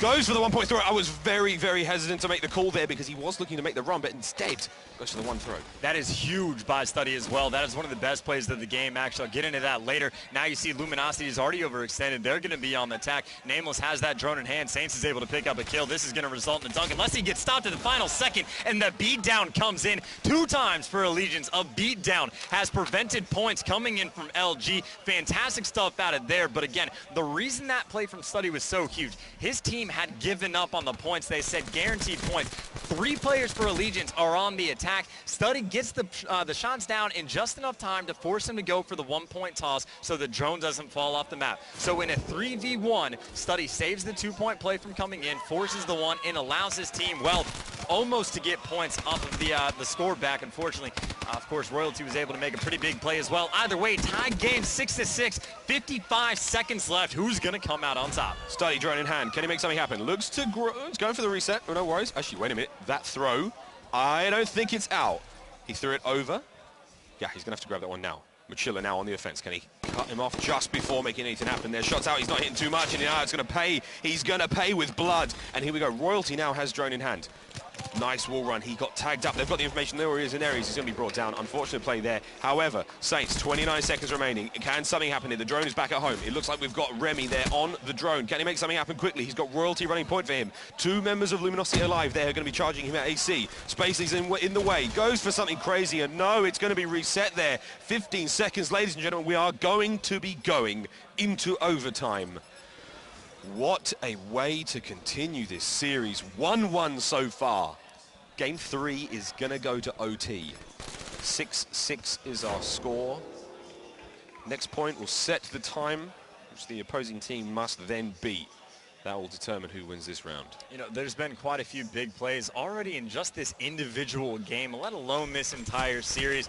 And I think that's what it's going to come down to in this uplink. Whichever team is able to pull off that, well, huge clutch play right off the bat, I think they're going to be able to come out on top. Of course, you know, you say that, then one team just gets like a quick 4 down, gets in the 1 point. You know, a lot of things can happen, obviously, over time. First to score, first to win, and then we flip sides and go for that stopwatch reset. So we're going to see who comes out on top. Once again, well, 4 players for Allegiance hitting mid-map, only 3 for the moment. Make it 4 as the other player hits the wall run for Luminosity. Oh, it's all happening. Study's just picked up a 3-piece. This could be it. Remy's the only player left alive. Remy doing a fantastic job of staying alive. He gets a 2-piece as well on Saints. Study and Saints both go down. Remy, a 1-man army. 3 in a row. Tagged up heavily. He's trying to hold on to his teammates getting there. That's somehow staying alive. He's just impervious to damage. What can kill Remy? We need a silver bullet or a stake, something. The man he's made of the myth of legend. Oh, and he does get taken out finally. But look at that. Nameless brings down Spacey as well. Jump on board with Saints. Contesting mid-map. Can Machilla hold on? He needs the help of his teammates now. Saints has the knowledge, but Machilla just too strong. The Elter car. More back and forth between these two teams is insane. Study now. I think he went for the reset there. Buy his team some time. We've got 4 minutes. It's awfully fast-paced so far. These guys need to slow it down, try to get some control. Huge kills coming out of Allegiance so far. We're on board with Nameless of Luminosity. Trying to buy some time. Good shots from Nameless, but Machilla, oh, he's just playing so good. We'll jump on board with Machilla. King of mid-map, just playing out of his mind at the moment. Drone grab? No. Exotic just waiting for that perfect play. Big kill there from Saints. He was heat-waved as well. Spacely comes in to save the day. Now, this could be the moment they needed. Luminosity just trading positions here now. Spacely doesn't have any specialists. We've got 2 specialists at the ready for Allegiance. So Remy actually activated the Soda Machilla. They both just used their specialists. I'm not sure what they were, but they're all in play now. Royalty again with the 2-piece. Clutch as they come. And on the run now. Is this going to happen? Royalty is going to be getting shot in the back, just needs to get the 1-point toss off. Not going to be there. Exotic's going to be there for the trade, actually. He just can pick that drone up and go for the 1-point toss over the building. He's actually going to be the leading charge for the teammates behind him. EMP's coming in and prevent the players from jumping over top. Remy, though, coming out of bottom lab, was able to pick up the necessary kill. Spacely and Study have to turn their attention to him, and the dunk is going to come in. Now, by no means is 2 minutes and 5 seconds a quick time. But now Allegiance is actually going to be attacking from the preferred side. You see just how much it takes to force in a 1-point toss or even a 2-point play coming in. So Luminosity, they have their work cut out for them. I'm not actually sure if they have any utility at their disposal. And actually, no, I think Study, well, he has the Scythe, but last time we pulled that out, Mochila, excuse me, pulled out the Tempest to shut him down. So we're going to see what happens. Minute 58 to work with. Everything to play for now. It's only game 3. We've still got a long way to go. Strong start for both teams. Legions are all down. Saints now on the run. Can he make it happen? He's got 1 minute 40 to get a single point. Players in position. Mochila, they've got to bring him down. Does he go for the throw? He does make it. 1 point. They need the second. I was about to say, they definitely need more points. The dunk came in the first time. You got to at least match that score in the other time. So obviously a dunk would win this game, as well as the point coming in. But now Allegiance, they're trying to score as well. They get it a 1-point toss. Not sure if any EMPs are going to come in, and Exotic actually doesn't quite hit the wall run, and there's that sight from Study. That is going to completely shut down the push right now for Allegiance. Frankly, though, they just need to waste time, so this isn't a terrible situation for them. And as long as they can burn the sight, there you have it. They're able to take down Study. That drone never got reset. Royalty's going to be able to go for the 1-point toss. Basically has to get this interception. That is going to be the case. He gets the reset, so problem solved just for the moment. But that got very scary for a moment. Allegiance, though, still on the attack. You see they're pushing that drone all the way over into Pals. Well, it is going to be Royalty with it up. He's going to be going for the 1-point toss again, leaving, who is it? Once again, Spacely for the interception. Going to go over top of him. Doesn't quite get the bounce in. 45 seconds. Can Luminosity get a point on the board? All they need is one. Mochila with a 2-piece. Out of his mind right now. He's had a superb series. 35 seconds on the clock. Study. They're biding their time. They want to make this one count because they only have one shot in it, and it's not looking great for them already. Study needs to make something happen. He's opted to play ball, but it looks like Exotic is in position to grab that one, and he will. And look at this. He's going for the 15-second reset. No one was in place to get it. I think that is it, ladies and gentlemen. It looks like Allegiance are back in the lead. What a fantastic game. I was about to say, that was incredibly impressive, excuse me, on both sides of the table. That's kind of a situation where there's no standout player. And that one is going to be officially over. Allegiance is going to take the lead, and afterwards, Remy ripped off his headset, stood up, and yelled at Luminosity. Some trash talk happening over on Charlie, but we show you now the action between Bravo and Delta. Of course, on Delta, that is the battle between Fab and Epsilon. They will be going into Game 3 all tied up, but we need to watch Bravo. This is Game 5. This is do or die time in the winner's bracket, Jack. TK versus Elevate. TK, they've got some Game 5 victories already this weekend, looking to make it a third. And they're going up against Elevate and Search and Destroy. It's not going to be a tough match at all. Elevate known back in the online league how strong this team is in Search and Destroy. Quick, though, a bracket update for you all.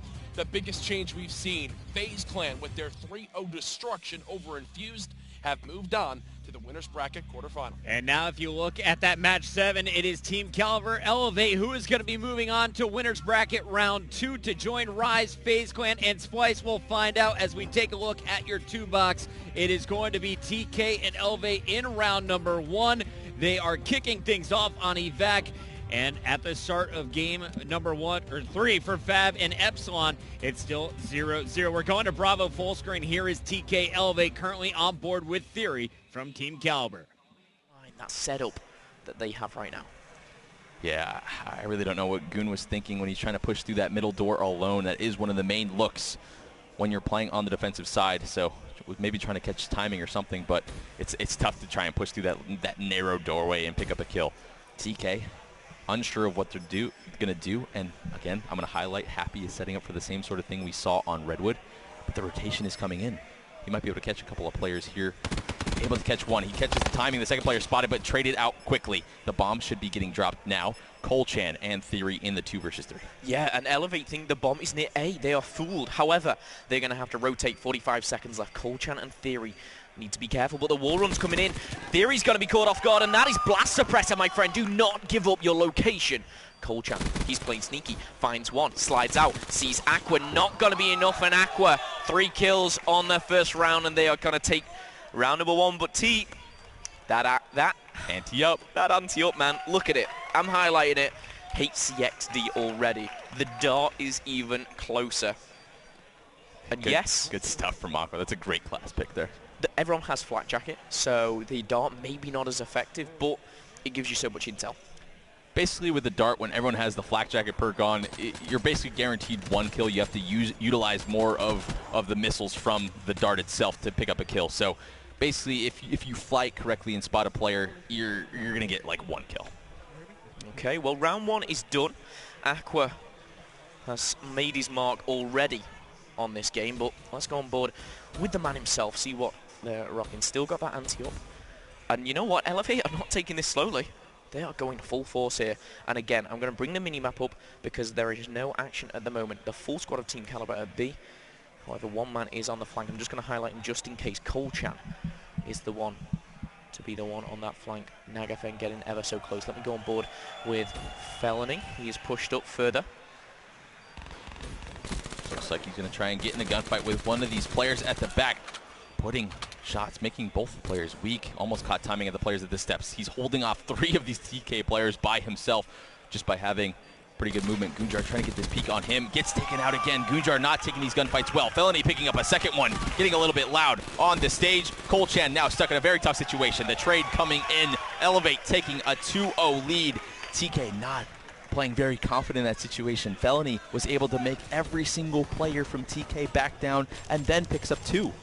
The great thing about Felony, when he pushed up ahead of his teammates there, when he made a shot, he didn't like slide away or jump away. He just simply ran away. Yeah. And it just made no mark, no noise, no sound on the map. However, Elevate 2-0 up. Team Caliber, Colchan 2-2. Theory and Gunjar yet to make their mark here. Double smoke for Theory. This is interesting. Yeah. Kind of a weird strategy in HCXD. I'm pretty sure that's Aqua going to be driving that one in, trying to get a first blood with these score streaks.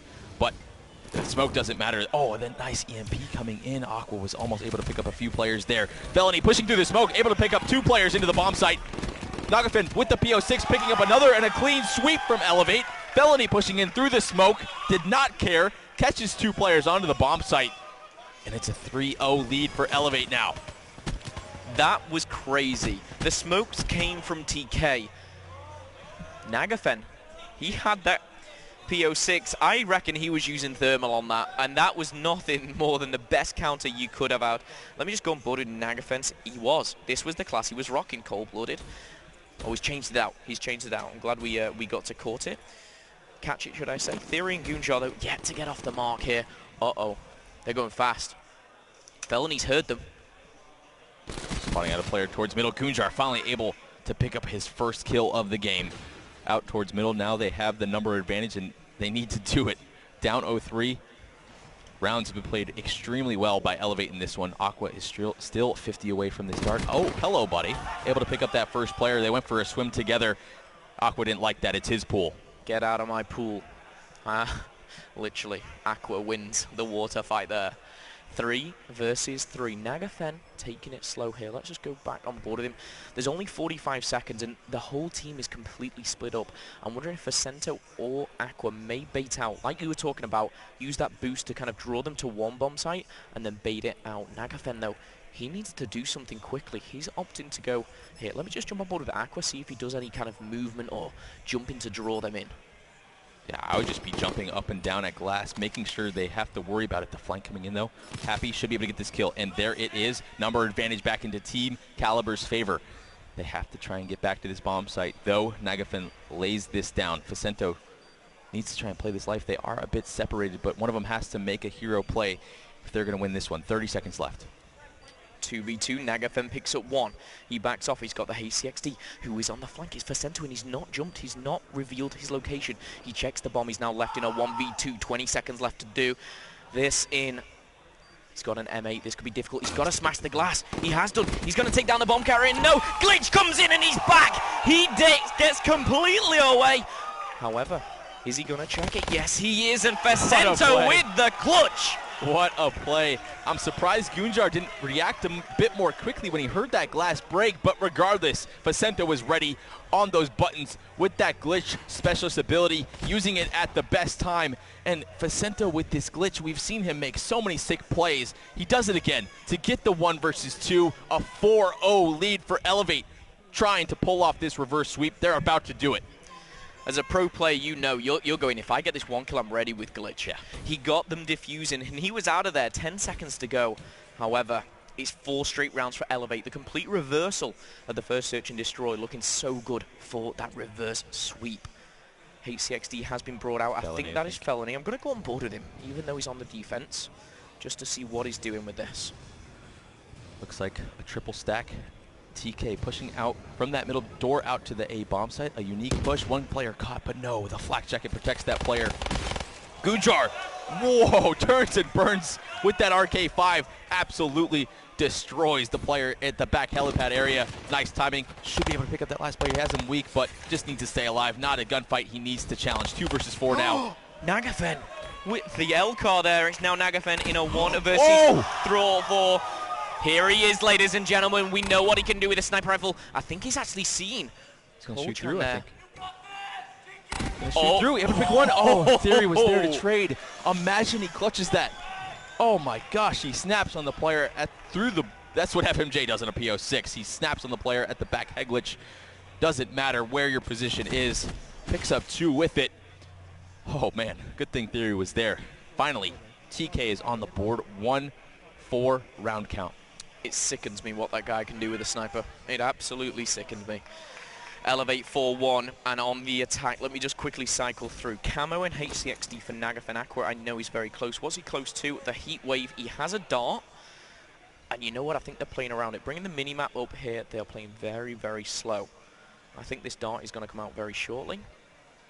Aqua just checking his surroundings here. Nagafen, what is he up to? HCXD has not been used. And here goes the dart. Aqua, what are you doing?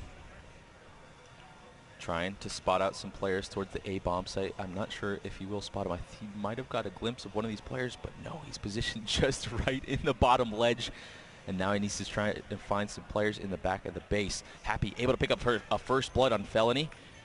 And TK, I expect them to get a bit aggressive, and they're playing so slow off of this dart. If you didn't see anything, you need to try and combine them, but no. Gunjar's taking out everyone. Aqua's now the last one alive. He was piloting the dart, and now he's stuck in a 1 versus 4. And this is why I don't like this slow play. At least follow up the dart with someone. Yeah. Try and trade the kills out to gain information. At least you can trade with the dart or something. Aqua just going to fall off the map to make sure that no more points or specialist boost is gained on the TK side, and I don't agree with that at all. You got to do something off of the score streak. They just sat around.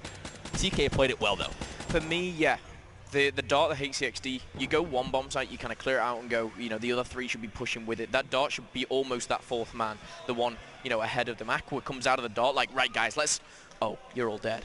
Doesn't work out for them. 2 rounds back-to-back for Team Caliber, exactly what they needed. Gunjar has glitch available. Other than that, no score streaks. And again, over on Bravo, you're going to see it is 4-2 currently in favor of Elevate. Team Caliber trying to battle back. That is game 5. Down in the bottom right, though, you're going to see over on Delta, 11-1, the final 20 seconds. It's looking like Fab is locking things up. Luminosity and Allegiance just kicked off game number 4. And on Alpha, it's E-Classico.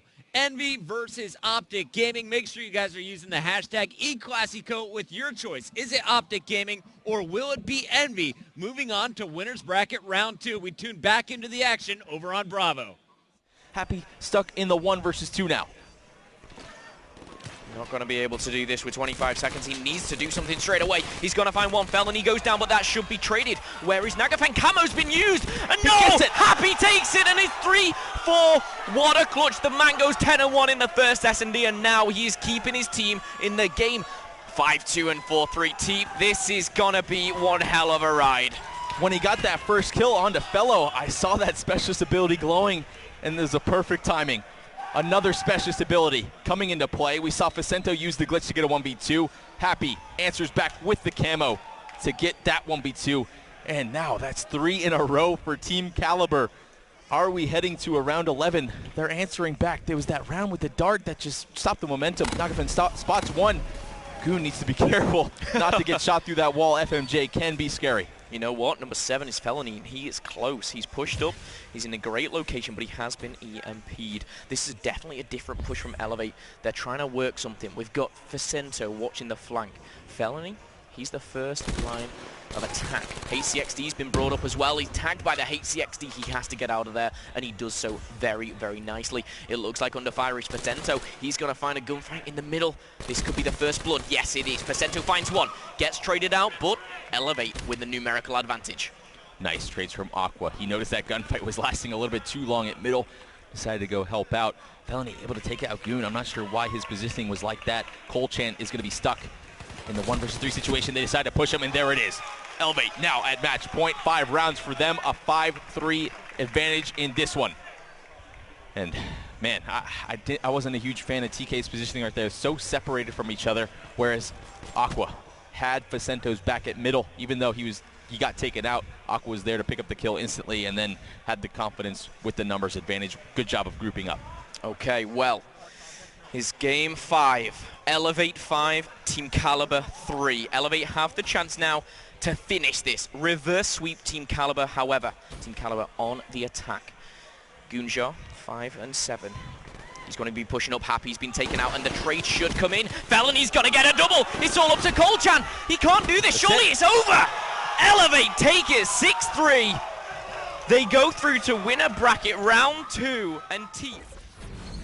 A heartbreaking loss for Team Caliber. They've been so clutch in Game 5s throughout this weekend. Not today, Jack. Not against Elevate. And that is going to hurt even more because that was a reverse sweep. They were so close to closing the door on Elevate 3-0.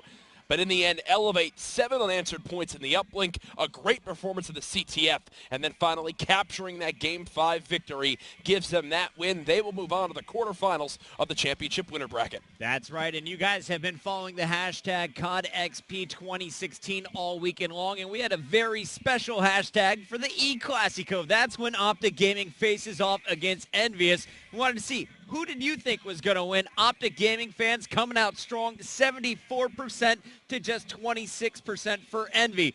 Who's going to be right in this one? Well, it's looking like the 26%. If you tune into the action right now, it's Envy up 63-38. But Optic Gaming is on the comeback. Before we get to the action, Jack, we got to point out the stats here. 2 of the biggest slayers in the game are competing right now. Scump versus Slasher in this hard point, a submachine gun versus an AR. You can see both with ridiculously strong hardpoint KDs, a 1.24 of Scump versus the 1.13 of Slasher. That's enough of the stats though, Puckett. The game is underway. On your main stage, it is Optic Gaming going up against Envy. Tight game. Maybe an Optic Gaming lead change here momentarily. You see Scump getting that favorable spawn for half wall. He's going to keep pushing towards that hard point, but JCap still absolutely crushing here in our game number 1. Envy still in the lead. They have score streaks.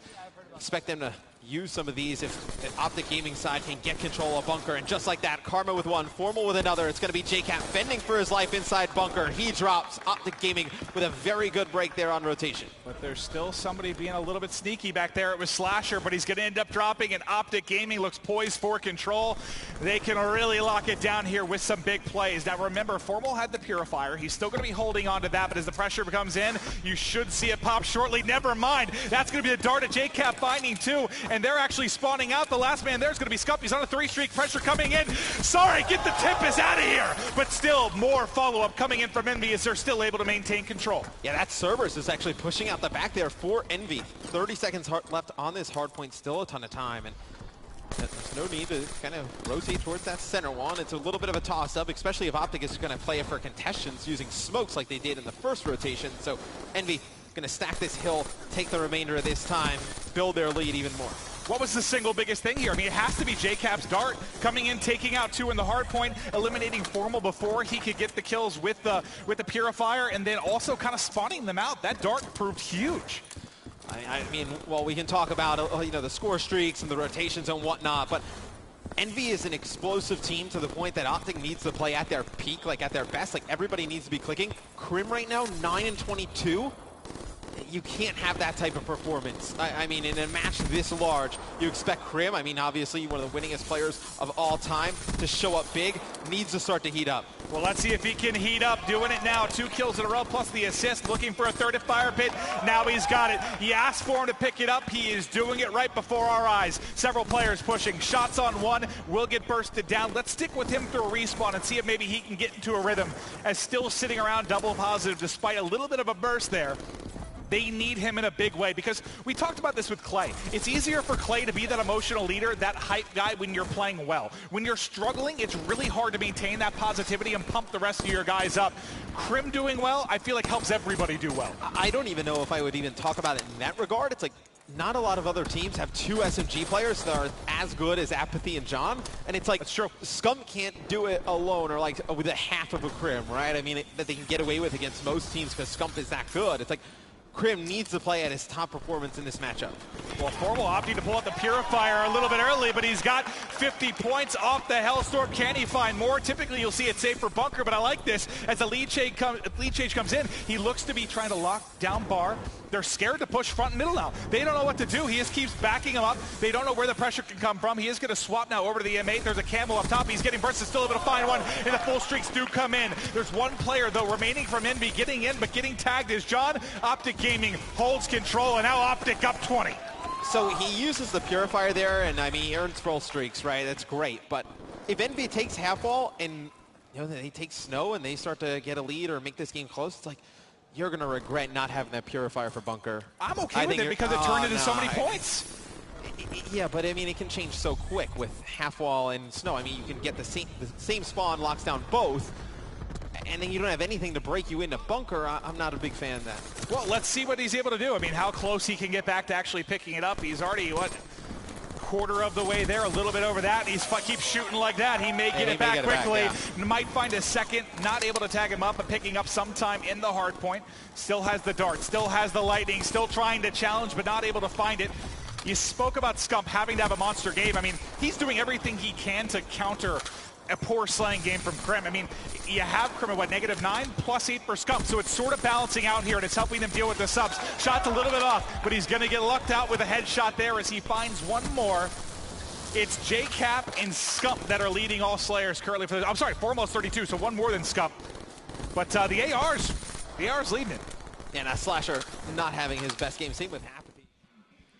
And we got to jump out to a quick 2-box here over on Charlie. Allegiance is trailing by 1. Luminosity about to force a game 5 if they can hold off for just 10 more seconds. Remy trying to get into the flag. This kill will seal the deal. Not enough time. We are definitely going to see a game 5 search and destroy. Let's send it back to Alpha as we listen in. Optic Gaming leading 218 to 137. Got to reload, re-challenge, just finds it. Staying alive somehow, looking for a fourth. His teammates there to bail him out and going to secure the time as well. He's only 125 off the dart. Streaks coming in, though. Can they find Apathy? Haven't connected yet, but he does get pushed from the rear. I was going to say, best case for Envy, they take the remainder of the time on the hard point. They get to like 170. It's about 210 to 170, and then they have a good chance of breaking through Bunker because they have more specialist abilities and utility to work with. And now Optic Gaming's going to rotate. They're going to go for the win here, trying to get some kills here on Bunker. And he doesn't have the Purifier, but he is darn close. He wins a couple gunfights and he may get it. That's a tough challenge, but he's able to take the head off the Slasher, and his teammates picking up 2 as well. Optic looking to close this out here in Bunker. Can they find a few more kills? They're pushing out the spawns the best they can. Karma pushed out far into parking lot. You had the other side pushed out by Krem6, but now the pressure going to come into Formal. Shuts down a Tempest, looking to find more. He has some coverage in front, but now the pressure all going to come in. He has Purifier. Here it is. He still gets it for Bunker. Coming into the wall of flame as he's just holding it down, scaring him back, but not able to find the kills. The break does come in for Envy, but Optic Gaming only needs 3 more points to close out game one. And he's pretty fortunate to get that back. I mean, he has to go absolutely bonkers through 2 hard points to get that purifier here for Bunker. Doesn't get anything with it, but still just bought himself a few seconds there. Now John and Envy trying to lock this down. They pick up a wave of kills. Optic's going to set up for that middle hard point, though. Only 3 seconds for them to take this game 1. Well, I'm going to swap over because it's formal mid-map, and he's set up to try and lock down the time. 5 seconds for rotation. A little bit left in that purifier. The challenge comes in. He is tagged up. It will ultimately take him out. But Scump ready, and there's the final point. Is the green wall. Optic taking game 1. Optic Gaming get it done on the hard point against Envy. But as we said here on the XP stream, we've got to show you all the action here at the XP zone. Another match going on currently on the Delta stream. It's Epsilon going up against Fab Games. We'll go ahead, hop into that action for a bit as Optic Gaming and Envy set up for game 2.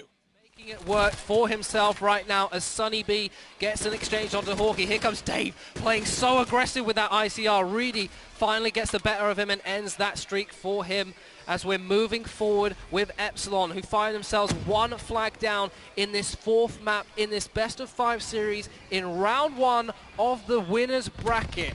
2-1 Fab Games are at the moment looking very much in command. Moose has managed to pull the flag all the way down to the barn. He's been tagged up in the back trying to stay alive as he knows the pressure from Fab is very much on that barn side. Smart play to rotate it back towards his teammate in scraps, and now they need to be able to win these engagements. Moose is tagged up, taken down, the flag returned, and Desire trying to get away. He ends up falling as well, so both flags all the way back. But this game, amazing start from Dave. You see the Cerberus already there on the minimap, doesn't even wait until the second half to call it in. Scraps with the most clutch collateral with the XR2 to stop Fab Games, capitalizing on that opportunity and making it 2-0 for their CTF game. And he is going to go down. Hawkeye putting the pressure on the barn as they start to make the pull. Here he comes Dave, locking it down with the ICR into fences. Here comes the flagpole. This is going to get away. Fab Games are going to make it 2-0. Lightning Strike still available for Dave. They could even push for a 3rd one if they wanted to. Epsilon are all over the shop. Looks like they're going to try and keep the aggression going. Going to stay on board with Dave. Has one right around the corner, and Sunny B takes him out. Spots one more behind the cover. Will now be able to pick that one up. The aggression so strong so far out of Fab, and they have the flag again. This time in the hands of Vortex. Tries to go for the turn and burn, and that is finally where Epsilon will make the defensive stand. This is what I was saying. Fab Games, they get an early lead, and they put the pressure on, choke the life out of you, and Epsilon are so finding it hard to get anything going for themselves, pushing out of their base. They're just constantly on the defensive because all Fab Games are doing is they're just sending one player to cause as much of a disturbance as they possibly can. Help comes in the form of someone like Desire to back him up and hopefully pull a flag.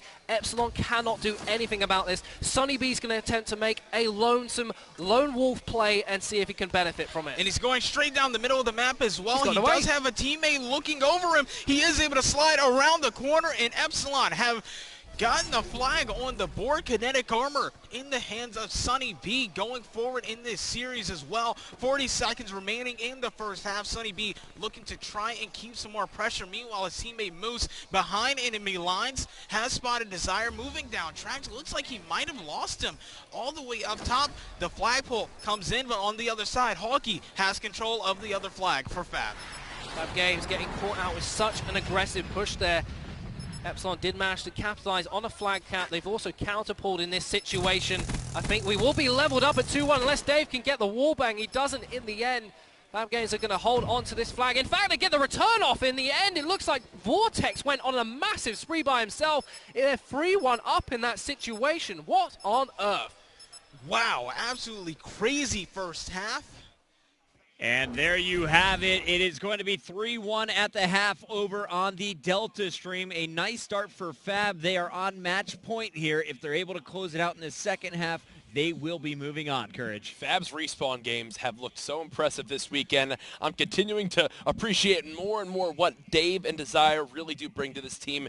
It's great to watch. Absolutely. Now, we do have a lot of matches going on around the arena, but all eyes have been on the E-Clasico. I almost called it El Clasico, but here in esports, it's the E-Clasico. Optic Gaming and Envy are heading into Game 2. To break down our first game, though, we have our experts, Sensor, Merc, and Revit, Revan are ready to break it down for you. Thank you very much, guys. And what a first map between Optic Gaming and Envy. I mean, let's start from the very beginning, right? Because Envy's jump out to such a hot start in the map. I was actually surprised Formal was able to get going towards the later stages of the game. But Envy, they start out with 2 sets of full streaks on Apathy as well as JCap. And guys, we also have some highlights to take a look at while we're covering the beginning stages of this hardpoint. If you're Team Envious, you start out with 2 sets of full score streaks. How the hell do you slow down from there?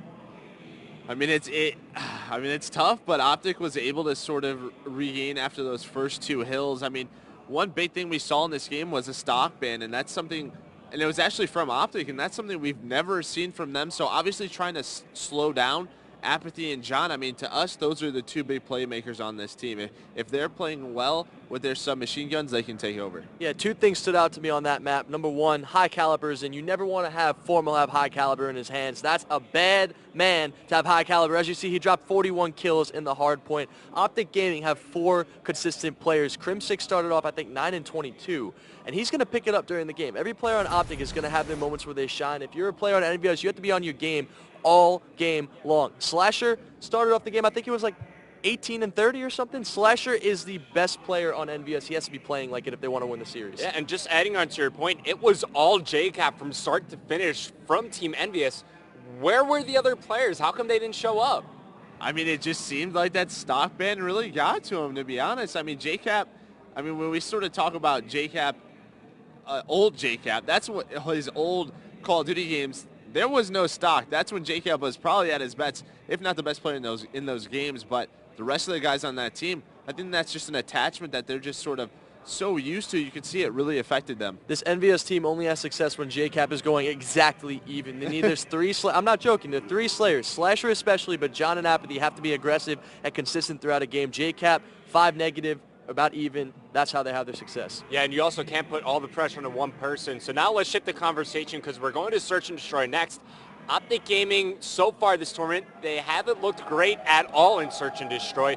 What are they going to do differently here against Team Envious? Do you think they're going to do anything in the bans or protects? Am I being booed right now? No, not you. Not you. They booed me once before. That's the green wall. Again. But yeah, how can Optic Gaming approach the Search and Destroy differently going up against Envy here? I mean, if I'm Envy, I probably protect stock. I mean, I don't know if Optic is going to ban it in a Search and Destroy.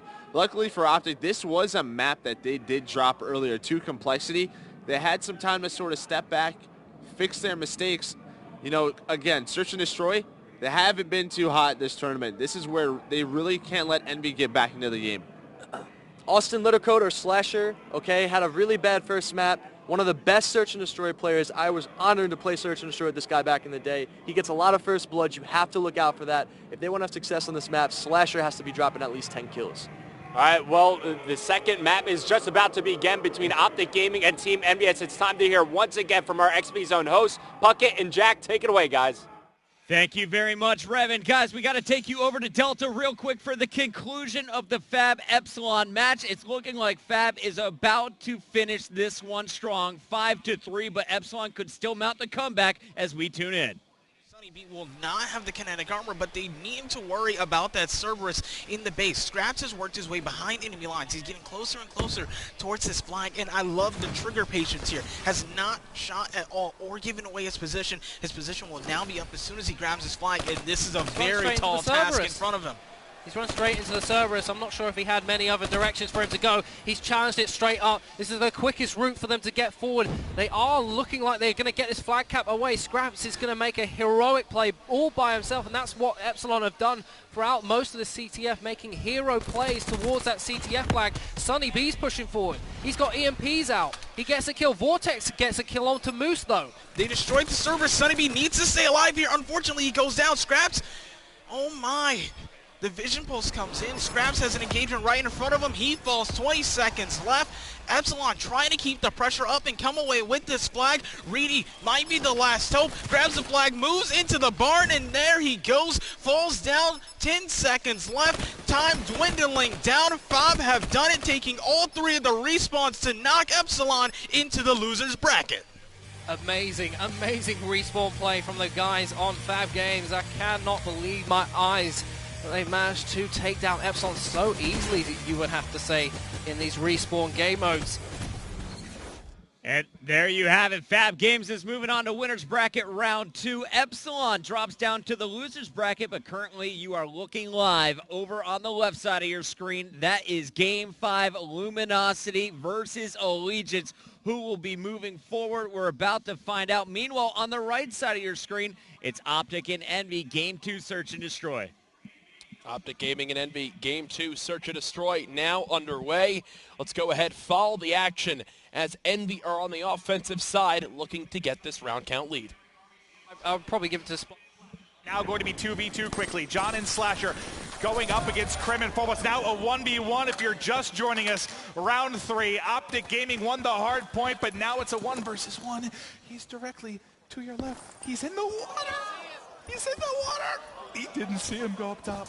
Oh, he checks back and wins it.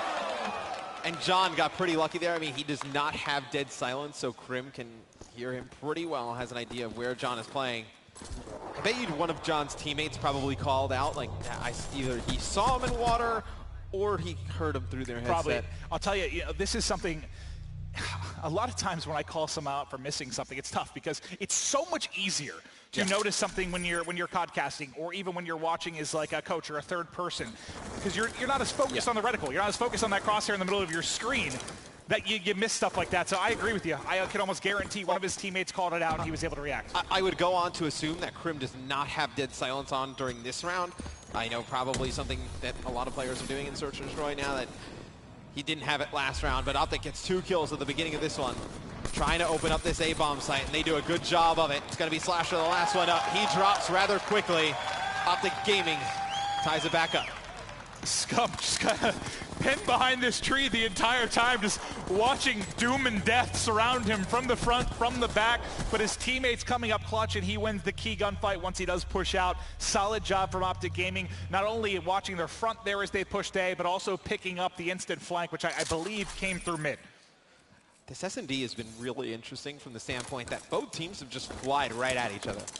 Usually, like Envy or Optic, play a little bit slow, play around a sniper. It's like both these teams have put those away, and outside of this round where you have John trying to peek with the PO6, and they've gotten really aggressive mid-map. So now you're starting to see the game slow down a little bit. Both teams playing very passive, just trying to get one to peek a little bit early, be a little bit impatient, and take advantage of it. Here they come. Can Apathy deal with it? No. Cut down pretty much immediately as 3 were flying in. It's JCap going over the top. Shot shaky, not easy at that. Well, shot shaky. Semtex on point. Is a rock as they're able to tie this one up now with 3 versus 3 here in round 5.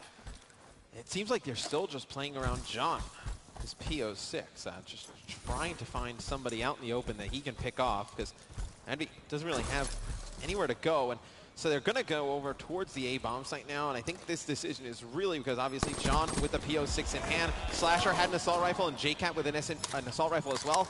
They have nobody with an SMG, nobody that can battle at close quarter combat. That's why they're going over towards A little bit more. Longer sight lines here. Going to get the bomb down, but JCap's going to get pinched by 2 players, taken out, does not get the bomb down. Optic wins the round. Yeah, he tried to hop off it, maybe help out. I mean, in that situation, if you know your teammate's going to die, at least try and trade it and make a crazy play. Don't give them the defuse, right? You know you're pretty much dead to rights. So nice try by JCap, but maybe if Apathy lived a little bit longer, he's able to pop up and help out. But good collapse there from Optic. They now take a 1-round advantage here. As we head in to round 6, let's get back over to our offensive side. And we haven't watched Karma too much throughout this one. Karma, Semtex, EMP, we'll take a look at the class. He is not going to have dead silence here either.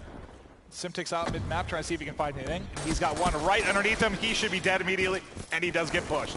It's a nice play by Envy, and John picks up a 2nd kill there. 2 big kills from John at the beginning. But what Envy does there is they push John right under bunker. They peek one out of that top window over in lab. And then as soon as that player sees somebody in bunker, calls it out to John. John pops up, surprise, kills that player inside bunker. Formal at least able to find one for the side of Optic Gaming, Matt. Now they have to decide how to play this. They're down a man. You're on offense. Not an easy position whatsoever. Just trying to look for a pick if possible. The patience could greatly pay off depending on the timing. It doesn't, though, as they end up engaging immediately, and Slasher finds 2. It's a 2-piece from John to open it up. It's a 2-piece from Slasher to shut it down. And we're all tied up yet again. Something we'll have to check, obviously, going into the 7th round. start to get into that territory where we got to pay attention to kinetic armor. Now, true. We'll see how close both these players with kinetic on each team are to getting it, because that's an ability that can win you a round if used properly. They may end up deciding this game. Scump got a ways to go. John, a heck of a lot closer at 6 and 3. Just look at how much closer John is than Scump. I mean, it obviously helps John as 6 and 3 and Scump 3 and 4, but just shows you how important it is for your kinetic armor player to play well in SND. I mean, even if Scump kind of keeps going at this pace, he may never get it.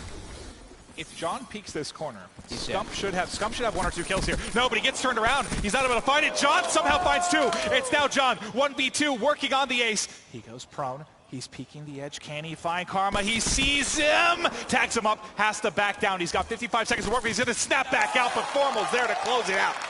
It's a smart play there from John. I mean, he tags up one in the middle. As soon as he tags up Karma, he expects pressure to come to his left. Coming on a pinch, trying to flank him. But it's a different play there from Optic as Karma backs down. Formal flies over the top, and they catch John off guard there.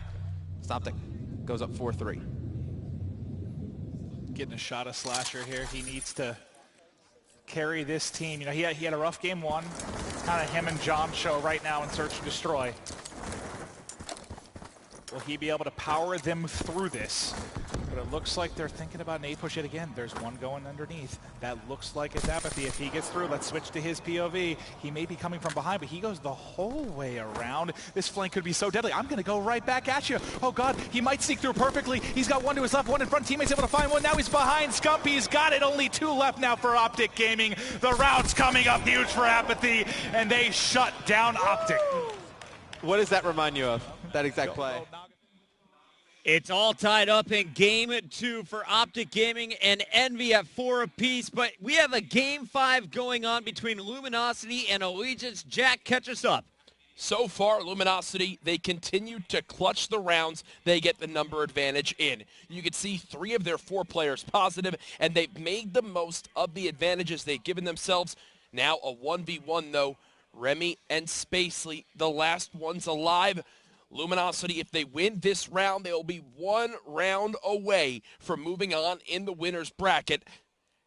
As it does look like Remy has to plant this bomb. I think Spacely's nearly played this one perfectly, but he's actually going to check the incorrect site. We will keep an eye over on that Luminosity and Allegiance in our 2 box, but let's bring back up our audio from the Alpha stream as we listen back in with Envy and Optic Gaming all tied up. Now as he knows he has people looking over, John's been challenged at bomb. Has to back up as there's a Simtax. Challenges the first fight, able to win. Challenge the second fight, and able to tag him up. He's got camo, saving it for now. Wins a second. There's a third. Don't you come my way. John holding it down, but now it's going to be a 2v2. Jake Hackett and John going up against Scump and Forma. Now it's just Scump finally going to fight it. It's going to be a 1 versus 1. 15 seconds remaining on the clock. Are they going to be able to make the plays? The Psychosis is out. The bomb is checked in. Scump is caught red-handed. And that got scary there for Envy. Maybe another second and Scump would have been able to get it. But you see the stat on your screen. Optics lost 3 of their 4 SNDs at this event thus far. 1 round away from losing yet another. And if they do not fix that problem, regardless of what happens in this series, they will not win without winning Search and Destroys. And I feel like they need the game 2 here. We know how good, especially at CTF, Envy can be. That the 3-4, their bread and butter. I know you can kind of say the same for Optic Gaming. It's going to be a battle of titans. But are we going to go to a round 11? Let's look at abilities. You have Glitch here. You have Camo for Formal. Who's going to be the one to make a play? Let's switch over to Crim's POV as he's peeking the edge. He has 1 close. I don't think he saw it. He sneaked by. He sneaked by. No, he is going to be tagged up. Slasher saw him. The kill can't be traded out. There's now 2 left. Your 2 players with abilities have dropped before being able to use it. You do still have the Heat Wave, but I believe Camo and Glitch both not used, and they're going to drop. And you got to get back towards Scump. I mean, Karma is in a position where he can't help Scump whatsoever, and I believe Bomb is going to be down in the water as well. So 1v3, Bomb down in water. Improbable scenario for Karma to win. Can he hit the God tier Heat Wave is the question, and he's got to check all angles, and he's checked the first. He finds it. There's one at the back rock. He's going to peek the corner. Sees him, but dead. Already tagged up. And Envy has tied up our series at 1 apiece. Well, that was an easy spot for Karma to check first. 3. He is going bold. Feeling all sorts. It is all tied up after an excellent performance. Slasher going big in that one for Envy. And now we take you back to Charlie. Luminosity is going to be on game point. He's pretty good. Yeah, no, this clip speaks for itself, man. It speaks for itself. Luminosity on match point. Match point for Luminosity Gaming against Allegiance. What a journey we've come from. Study, an absolute titan, just winning a 3v1 for his team. Oh, everything's to play for now. Allegiance, backs against the wall. Their tournament life is in their hands. Early engagement, Royalty takes down Nameless. Royalty's gone from Spacely. Spacely versus Exotic. How's it going to go down? There's the assist, back and forth between these two teams. Incoming from behind, Remy's the last man alive. Allegiance, this is it. Here come Luminosity, the blood's in the water and sharks are circling, and there we go. Luminosity 6-2. What a performance. The pictures are speaking for themselves. The boys are hyped up. They're shaking hands. But my God, what a game. There you have the quote from Study. Don't snipe against the best sniper in the game. What a finish there. Luminosity coming back. Ooh. And this was the one match that I said I was so confident in Allegiance. But after that game 2, when Luminosity came back from a 5-2 deficit, I believe, you could see something was off with Allegiance. They didn't have the same confidence. They finally showed they were vulnerable. Allegiance dropped both Search and Destroys in that 5-game series. What a roller coaster of emotions the last 24 hours was for Luminosity. They win their first pool play match. Then they get 3-0'd by Fab. They needed a perfect scenario, and they were gifted it earlier today. Between their victory and the losses that happened for the other teams in their pool play, they made it in the bracket, and then they clutch up their first victory. They'll move on to winners round 2. They continue to be the Cinderella story of the tournament. We'll see how it all plays out. To take a look back at that Game 5, there's a lot of focus on Optic and Envy, but here's some of the highlights that we saw from Luminosity.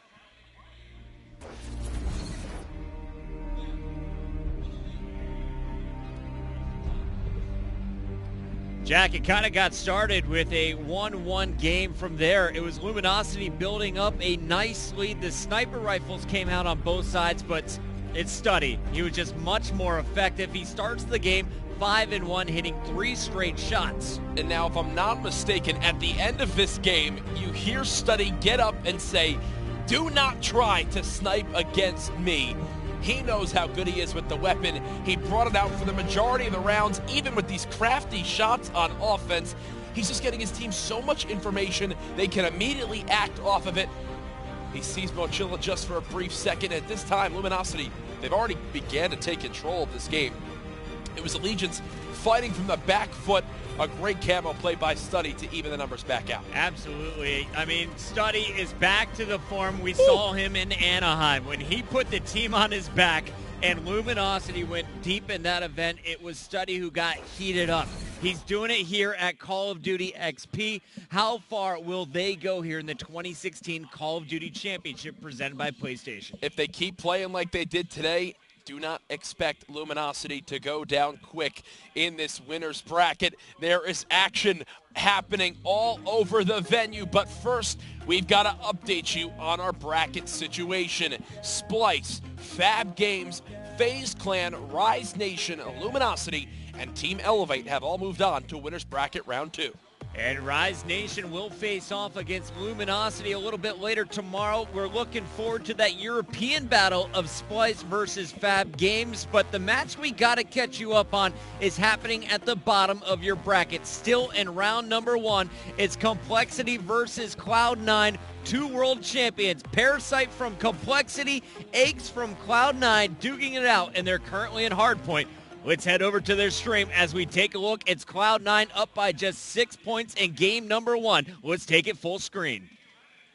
Does full streaks for him. Still alive, eventually goes down. But bearing in mind how the slaying in this game is actually going, it does seem to be Cloud9 just a little bit behind. But with high caliber in this game, they are making full effect of it. As we move into Rocks, we are really going to start to see those guns banging out in these long-range gunfights. And it's anyone's game still at the moment. I love the fact that the dart's been introduced. Assault with that M8 picking up 2. It is literally neck and neck here. Map number 1, Complexity versus Cloud9. Winner bracket round 1. We've seen Streaks and Specialists come in. For me, even though Cloud9 are trailing by a couple of points, they have the weaponry to take over here. It'd be great to see Ache just step it up that little bit. Assault seems to have them in their backpad alongside Blazefield, who is just slaying like a god. However, you can see that objective is definitely being completed by Ricky. Well, here we go. This is the rotation. You can see it now being set up. It means so much to both teams. Specialists in abundance for both squads. So we are going to jump on board with Ricky. Furthest ahead has got that heat wave. He is waiting now for the stack to come in. There's a dart alive as well. He's going to see it. He's going to try to get it. No! Parasite hits him with it. Parasite eventually loses it as well, so it might be time for Parasite to try and do a little bit of defense here. He does do that at the same time. Cloud9 are waiting. Cloud9 patience to try and get these players to actually get into the hard point. Here we go. Ace leads the pack. Blazefield, kinetic armor going in, but he gets heat waves. He may actually save that kinetic armor now. He goes down Squally with 2. Ricky answers back, but Parasite cleans it up. And now Cloud9 have to stack again. Complexity a stronghold, but Cloud9 have 3 specialists to break this. 27 seconds. I'd like to see them use something. There goes the heat wave. Ricky picks up 2. He's going to find the 3rd, and Lacefield gets the 4th. This is complete reversal as Cloud9 will get the last 15 seconds. We're going back to the start, and boy, is it going to be a close one. This could literally tie up at 96 apiece, Bryce. Just crazy as we go into the second set of rotations. All right, we're on board with Aches. Not the greatest game for him so far, but fortunately, Assault is carrying his weight. And as we jump on board, does still have that Tempest. Didn't have the opportunity to actually use it earlier on. So maybe we'll save it for Mansion in this point. Blazefield 17 and 8. A man on a mission takes down 1, falls to Havoc, and Streaks are coming in. Let's see what this can do with 100 either side. That Hellstorm got shot down. It did, and you know what? Ricky's like, no, you're not getting away with that. I'm dropping some bombs on you, and there he goes. Only picks up 1 as Havoc does suffer the consequences of that one. Ricky, the pre-fire not being utilized there. But how close is this game, Bryce? 106 to 103. We're going to see a lead change shortly. Okay, so this is where it gets a little bit serious. This next rotation in the Mansion could give either team the lead. It looks like Cloud9 right now have this locked down. We've also seen a little change in the way these teams are now playing. Assault has put away that Shiva. Lacefield done the same thing. Aches, he was running a HVK earlier on. He's now changed to the VMP. So adaptability is the name of the game. And both these teams are adapted to come through. And Complexity, they were away. They didn't have spawn control. They didn't have mansion control. Have now come through and rocked Cloud9 out of this hard point. I've got to say, Assault has been an absolute beast. Kinetic armor is going to be used, and 3 go down. That kinetic armor only picks up 1, but he may actually push out to try and get some more info here. No, gonna play it safe. There is still time to regain, and Complexity is going to suffer that dart, but the rest goes their way. 3 players go down. Parasite nails down the 4th. Llama picks up 1. Not going to be the 2nd there for him, but Llama, he's had a very good start to this hard point. 40 seconds. He's actually got a specialist available. But Complexity, Bryce, they have really taken everything from this matchup. They haven't. To be fair, they didn't have control. They went 3, 4 down? Somehow coming right back into this one. However, jumping on board with Llama, we can see they are ready for this rotation. Right now, control coming in. Assault, who's been so deadly this game so far, ready with the M8. He just looks away as Swally hits him with the dart. Swally gets 2 as well. Again, the fact that Flak Jacket is not going to be utilised in this game very much because lethals and HCXDs are out makes that dart even more deadly. 120 to 150 here. Complexity 30 points ahead. Cloud9 have control of the hard point at this given time. Ricky is the one in control. Aches as well joined in there. I've got to say, Aches having a very slow start to this hard point. 12 and 26. Really unexpected. I will say, speaking to TP, an ex-teammate of him for many, many years, TP said he is not the same slaying kind of power that he used to be. I think TP's exact words were, where is his shot gone? Okay, that was his words. Complexity versus Cloud9 continues to stay close. The E-Classico, though, on the Alpha stream continues. They're now in the game number 3. The series tied up 1-1. Envy struck first, though, in the uplink. They're now up 2-0, but right now, the closer action definitely happening on the Bravo stream. We'll go ahead and continue with that matchup on Stronghold Hardpoint. Just stretch their legs and get ready for that rotation again. Eggs gets one. Look for that player backside. Not able to get him either. Assault with the RK5. Still has that Tempest. A few things coming into play here now as well. If you are Cloud9, you want all of this time and the rotation. It will give you a nice lead to try and lock this one down here. Lacefield, desperately trying to stay alive. Comes against Parasite, not equal to it. Assault as well. Coming in, they are flooding rocks. Any second now, that switch will flip and they will be rotating. You're going to see Complexity take control of the spawns. Sorry, should I say control of that those scraps points? But Assault and Cloud9 ripped off that power position there. With the last couple of seconds coming in, Cloud9 have full control of Bunker here. Again, the lead changes at 1-7-2. Specialists are not in abundance this time, but there is 3. It looks like all of them are just about to unlock, though. Assault still on your screens. He's going to get this Tempest out. Will he find 1? Yes. 2. 3. Almost gets the 4th, but not quite. Lacefield not far off his kinetic now as well. Makes a kill. Should be able to use it to get another one. Not able to get it, though.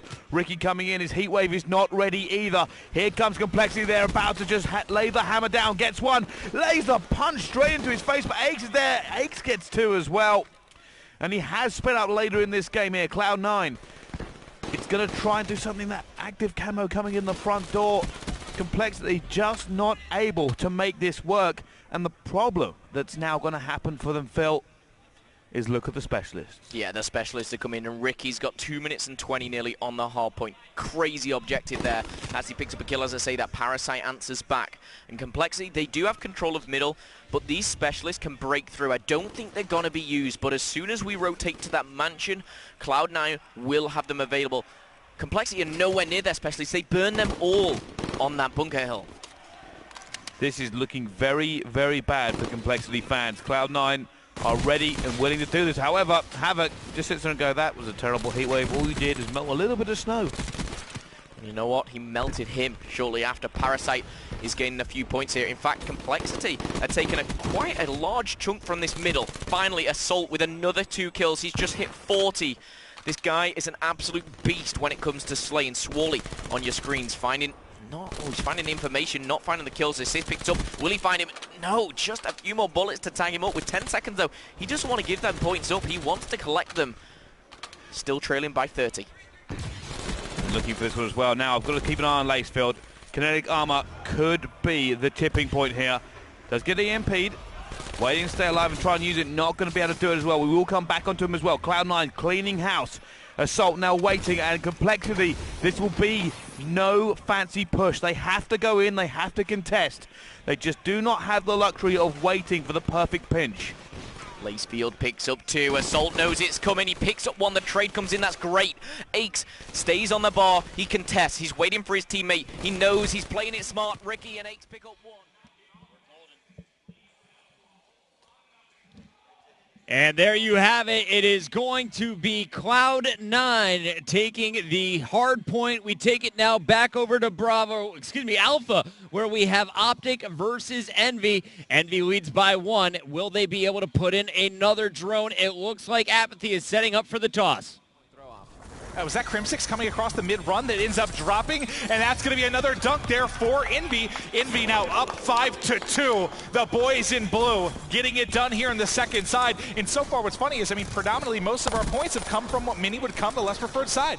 But with this Cerberus now on the map, how hard is this going to make it for Envy to try and get something going here around drone spawn? Well, I actually think it's going to be great for Optic to just open up that mid-map where Envy can't push out. It's going to force Envy back into their base. And now you see Crim with active camo trying to get forward. JCap, the only man to beat. Crim's going to fly in for a dunk and take JCap out in the back. He drops right away, but Optic answers back with a 2-point play, now only down 1. Karma hanging around the Cerberus. Maybe wants some help getting some kills right now as he's triple negative. You got to think he's going to come alive at some point here. We know what an X factor he can be in your game 3 and 4 when it comes to his play around the objective. But he doesn't need to do a whole lot when Formal's been shooting like this, and Scump has also been carrying the load. Scump's going to have the drone out front. May need a little bit of help, but he's got the psychosis. No help is there. Formal comes in a little bit late, able to find the kill. The drone's still sitting on the edge here, but he's going to be gun up. Karma might be able to get it. The interception's got to be there. Surely they're able to find it. That is the 4th interception coming in from Envious. I mean, there's really, you could break down a lot of, the visualizations we have and whatnot, but I mean, right now you can't have, one player just, everybody above 20 kills, on the side of Optic Gaming, one player with 6. Like, if Karma's given them anywhere close to even, this game is in Optic's favor in a big way. Well, let's see if he can bounce back here. We only have just over 2 minutes to play. Mid-map controlled by Optic, but the flank might be there in time. It is not. It's going to be late, and that's going to allow things to open up. Pushing forward is Crimsic. Has a lead blocker. The dunk coming forward. There it is, 6-5. Lead change, Optic Gaming. The streak's going to be called in as well from Formal as they're trying to get back and control. The Lightning may stop him, but it does stop the drone carrier as well. Well, and he kills Scump. Formal kills Scump and himself, and they get the drone in the mid-map, and they have it on JCap's hands with active camo. He's going to pop camo, try and go over the top. Optic trying to body block, not going to come through. Apathy with 2 players as well, and it's going to be Envy up 1. And that's on Formal. You can't kill yourself and a teammate there, especially after a dunk when you're getting a little bit of rhythm. I understand wanting to clear mid-map, but the communication off a bit there, and it allows Envy to bring it right back. They're going to have drone control yet again. We'll go over to the veteran. JCap has it in hand. John leading the front, but Scump has already found 2 kills. He's going to try and find a kill outside, not able to do so, and that's going to be 2 down for the boys in blue. Formal now going to have drone. He's got Karma leading the way. He just needs Karma to find a kill or 2 in front, and this will surely be points. There's 1 for Karma. Can he find more for him? Not able to do it. The drone is off the map, and we're back to mid-map.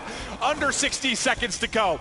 Scump locking down drone spawn, looking to make a play. Who is going to be the hero Optic Gaming needs, or who is going to be the man for Envy to shut things down here defensively? If you're Optic, you haven't had too much success going through that top grass area over towards green. You could have brought it over towards Palace, gone for a one-point throw there, and they just bring it. They bring it into one staircase, a small corridor, just lining up all 3 players alive. It's not the way to go. And Camo does nothing for you there. He doesn't even get to use Camo. That could be the winning play, the winning dunk, but now they have to hunt it down before the reset happens. They'll be able to reset that. He's the only person alive. He's going to drop, but the reset is on. You're going to have, 7 seconds or so to make a play. I have to go. Oh, Krim actually popped it there. I didn't know he popped the Camo. They have no abilities to work with, no streaks, so you're going to have 10 seconds on the clock. All Envy needs to do is pick up some kills mid-map. Apathy actually gets one with a Ripper during this, and now the drone is going to drop. It's going to be in the hands of Formal. Can he make a play? He's trying. He just throws it over. Is there a lucky bounce? It's not there, and Envy takes the uplink. 2-1 advantage now over Optic Gaming. What a defensive hold. You see the Ripper coming in, slicing and dicing, closing it out with the VMP. And I know there were a lot of big moments, but what the hell happened there in the stairwell at Broken? So that is not even where I think the game was decided. The Lightning? No. It's actually when Optic has the drone. You said, Karma's leading the way. Formal has drone in hand. Apathy gets the best timing you could have ever had. He flanks through top Broken, hits that mid wall run, and gets the top glass right as they're about to hit the wall run.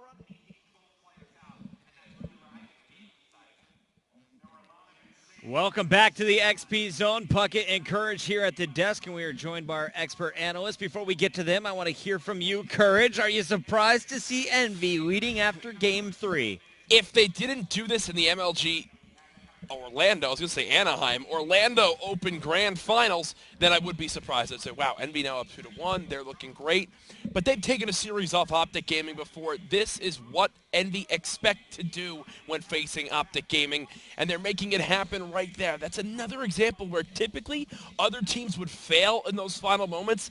Optic Gaming would surge forward and win the game. It's Optic Gaming making those small mistakes that Envy now capitalize on, and that's why they've gotten themselves this 2-1 series lead. nicely. JCap playing lights out at the Yes. start of games so far. He was the first to 20 kills, and Apathy really clutching up to close out the game for Envy. But you and I were focused on Cloud9 and Complexity as well, but our analysts, they had their eyes glued on E Clasico. I'd love to send it over to them. Fellas, how did it all go down? How did Envy pull out the 1-point victory?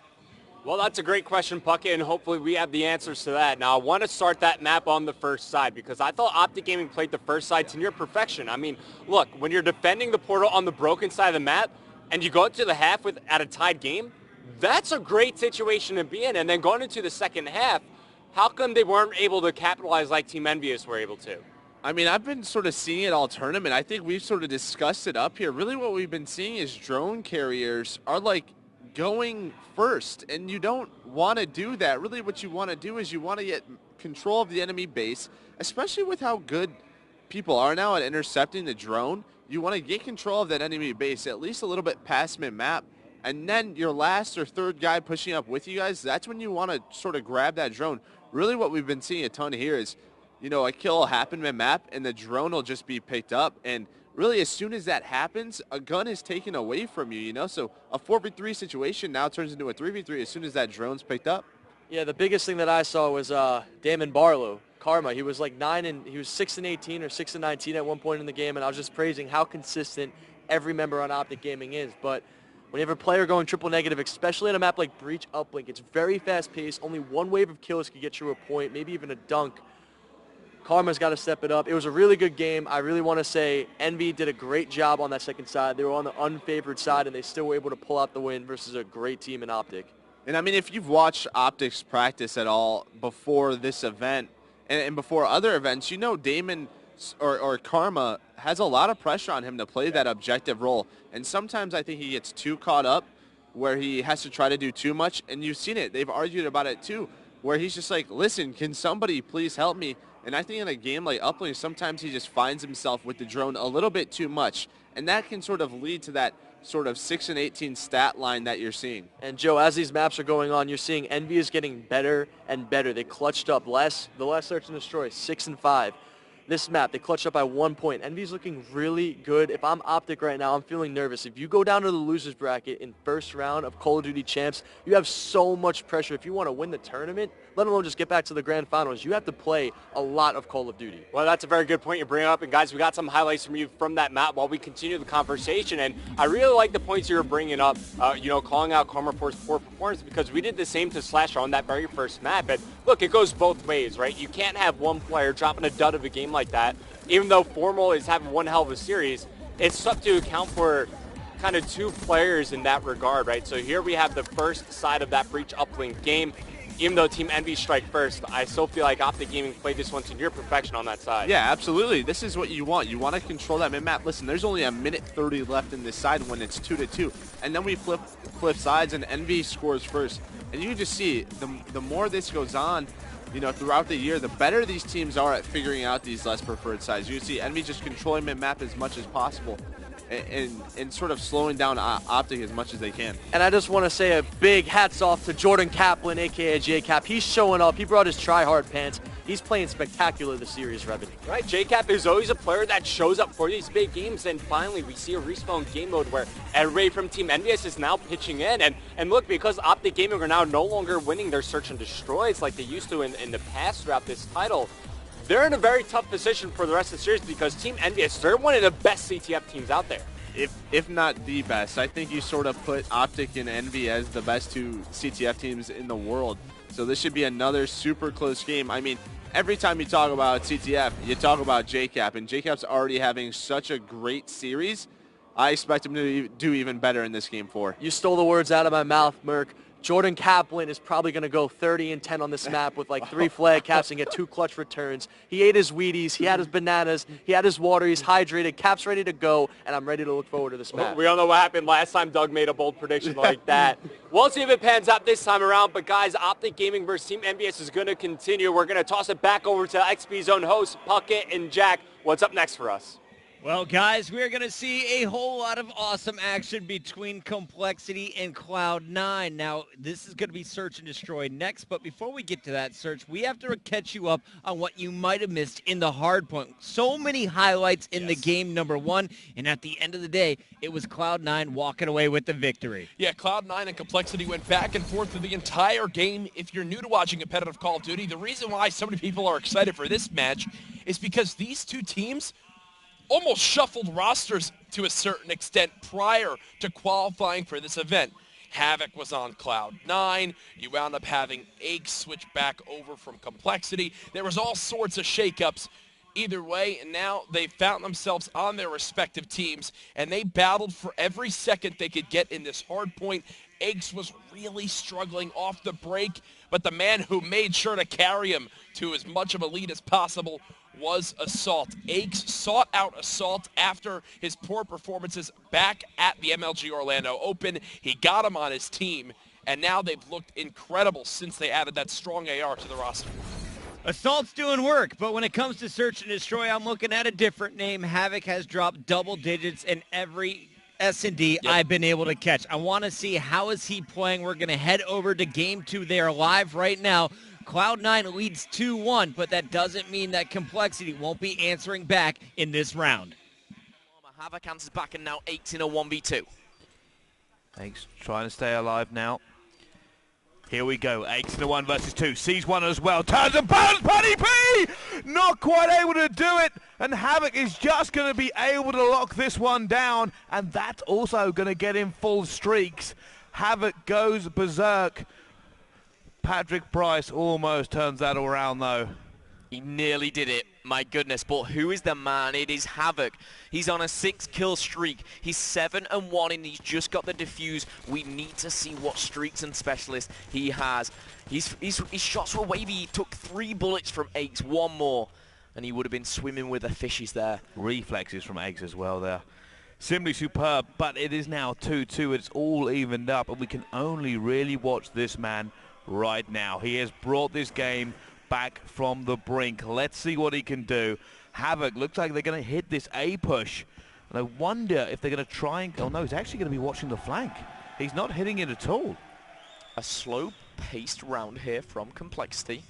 Swarley just checking out the water. Havoc, he's on the flank. It looks like they're almost urging Cloud9 to come out. Swarley taking a bit of damage from the water there, but he gets his breath back, and now it's time to attack. He's going to call his teammates into action and push him forward here. 55 seconds left. Aches is on the bomb. Lacefield at the bottom. He's going to take damage, and this is very hesitant play here, Bryce. It's like they're scared. It certainly is. Now, this tactic can really work against teams. Burning a lot of time for this one, but incoming dart. He gets one, he gets two. He's trying to get the third onto him. He does get a dart kill. And has this opened up a big enough gap? They've burned so much time waiting. They now have to push. They have to put this plant down. Swally trying to do something here. Lacefield gets the kill, brings it back to a 3 versus 3. Swally still not able to push here. He's not confident enough to make it. Finally, about to go. There's 23 seconds left. You've got to plant. You have to do something. You need to go now. It's 3 versus 3. Swally, he's going to trade out. He knows one's on the bridge. He finds the second. It's now up to Assault. Assault challenges with a pistol, and Swally with the 3 kills. Clutches up, and my goodness, I thought time was against him, Bryce. He shouldn't have made that. He shouldn't have. That was incredible, and Assault then knew that one could be on the bomb. He had to challenge. Fair enough. We will keep our eye on what's happening over with Complexity and Cloud9, but for now, we have to take you back to the Alpha stream. It's the match we've all been waiting for, and it's happening in just Winners Bracket Round 1.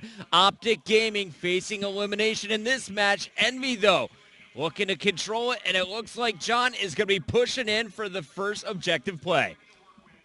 And the pressure mounting, the challenge coming. Karma can't win a gunfight for his life.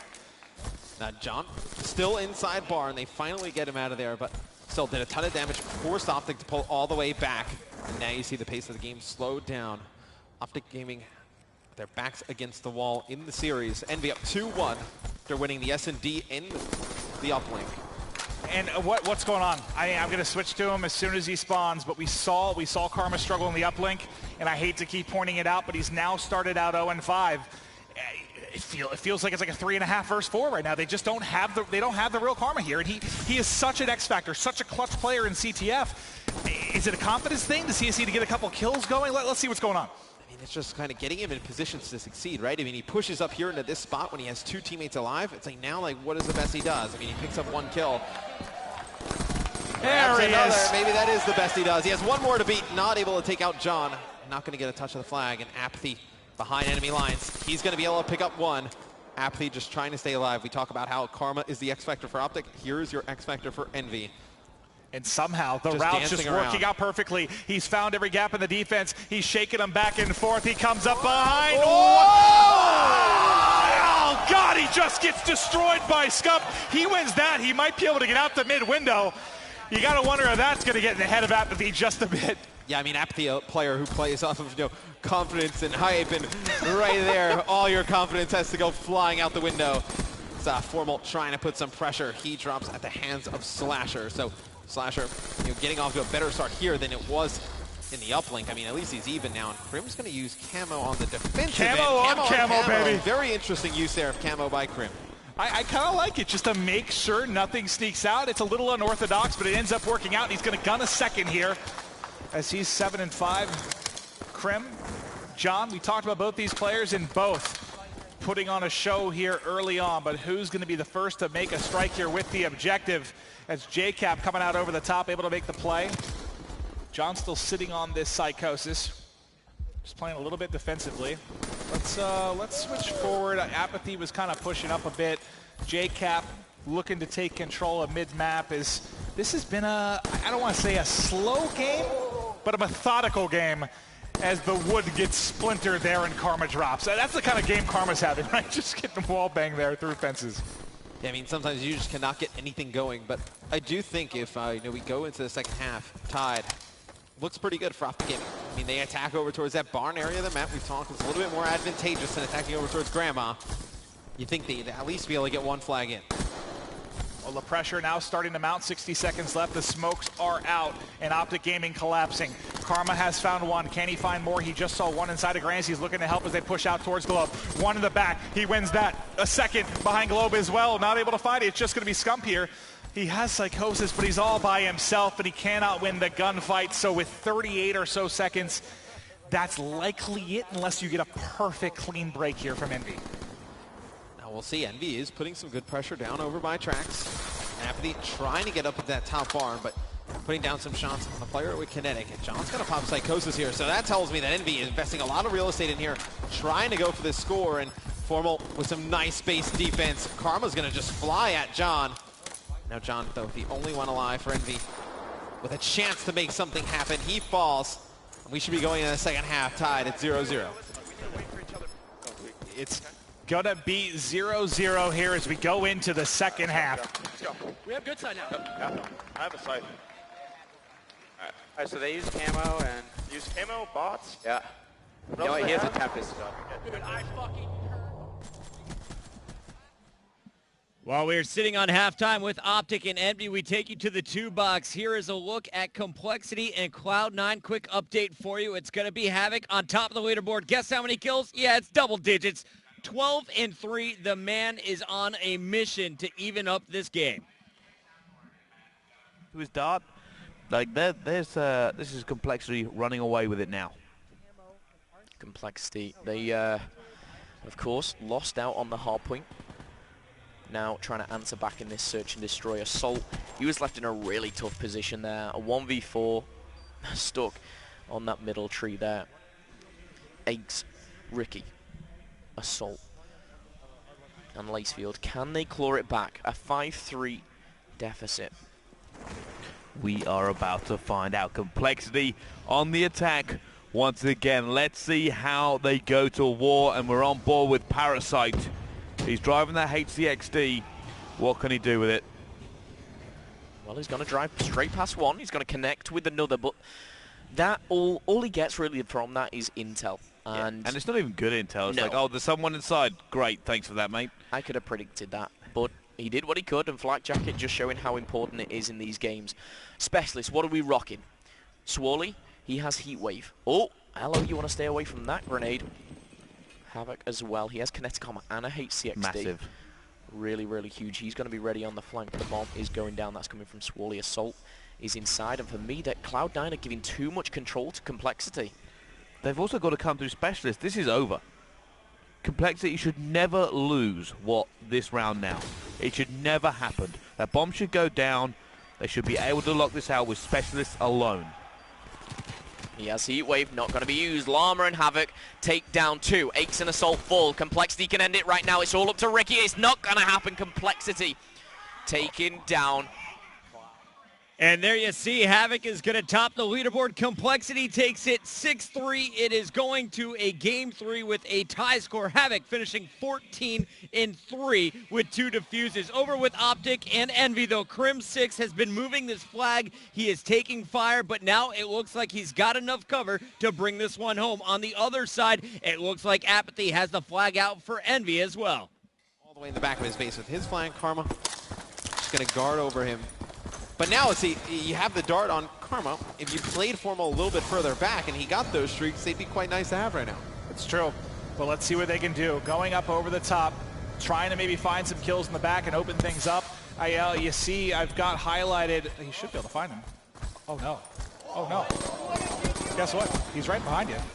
He's still right behind you. He's found 2. He's killing your entire team. Well, JCap takes out Formal on the other side of the map, and Karma is stuck in this dart. He needs to get out of this. He's the only one up. He needs to get out of this. You got to crash. You got to find the kill. He's right in front of you. He might be able to chase him down. Are they ready for it? They weren't. He's going to find one. Can't find the second. And Slasher has it. What do you have left? Do you have any kind of streaks that he can work off here? It's going to be too late. Karma has streaks, but that is why, I mean, we've talked about it during Stage 2 a lot, and I'm not a fan of using streaks in CTF that takes you out of your player right there. You know, Karma cannot defend his flag carrier, and Envy takes advantage of it. Envy striking first, and what an awkward, ridiculous sequence of events you had there with both the flagpoles coming in. Karma almost able to be Captain Clutch, but comes up just a little bit short. And now Envy 90 seconds away from knocking Optic Gaming into the losers bracket.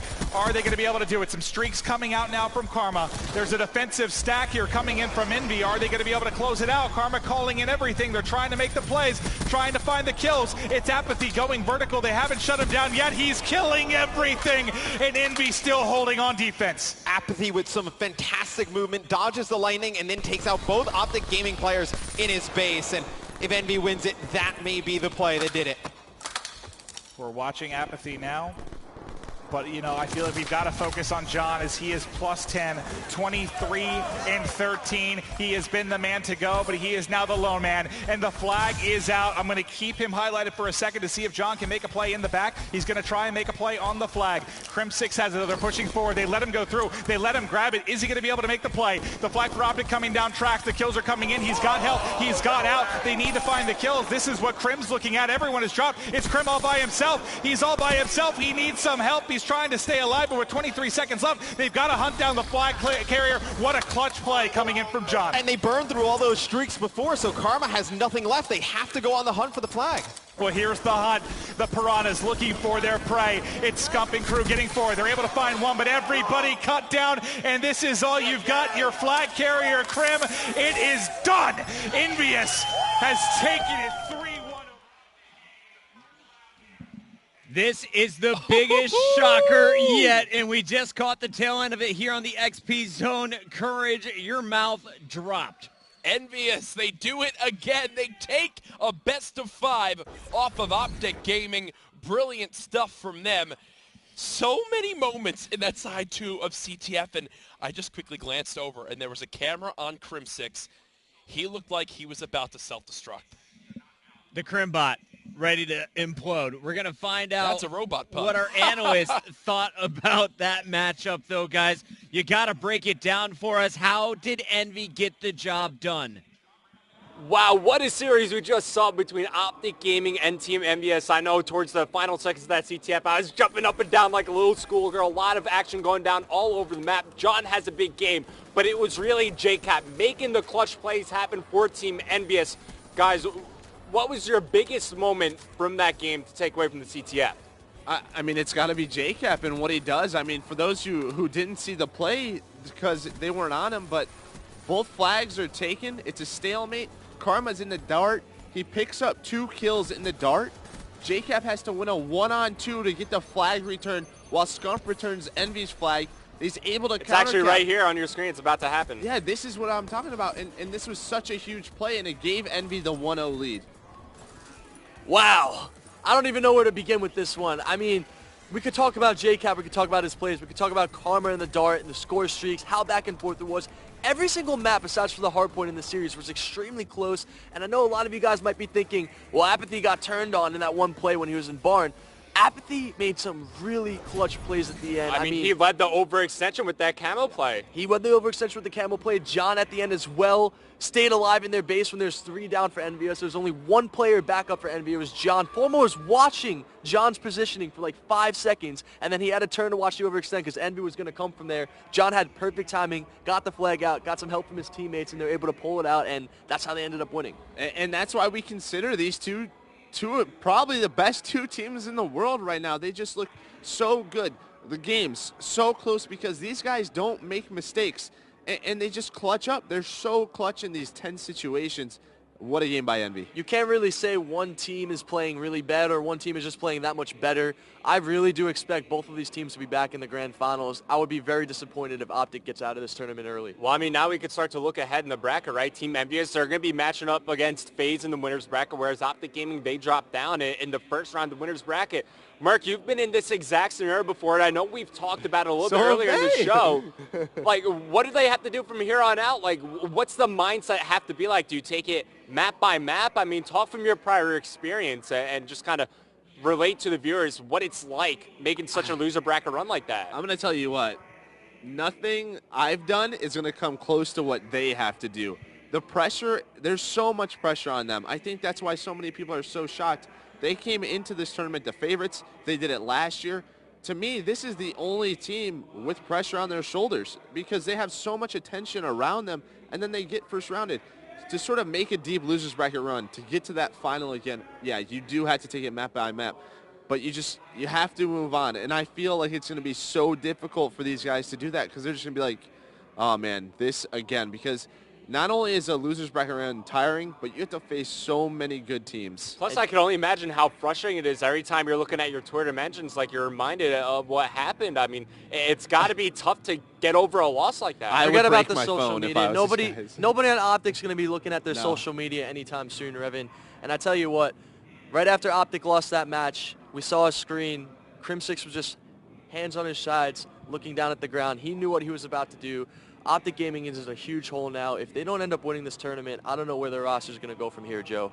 I mean, yeah, that's sort of the discussion, right? These guys are so successful everywhere except at these Call of Duty World League Championships. The biggest tournament of the year. Yeah, it's so difficult to say where they go from here, but they have to just keep focused on the prize. I mean, they know they can do it. I think everybody watching knows they can do it.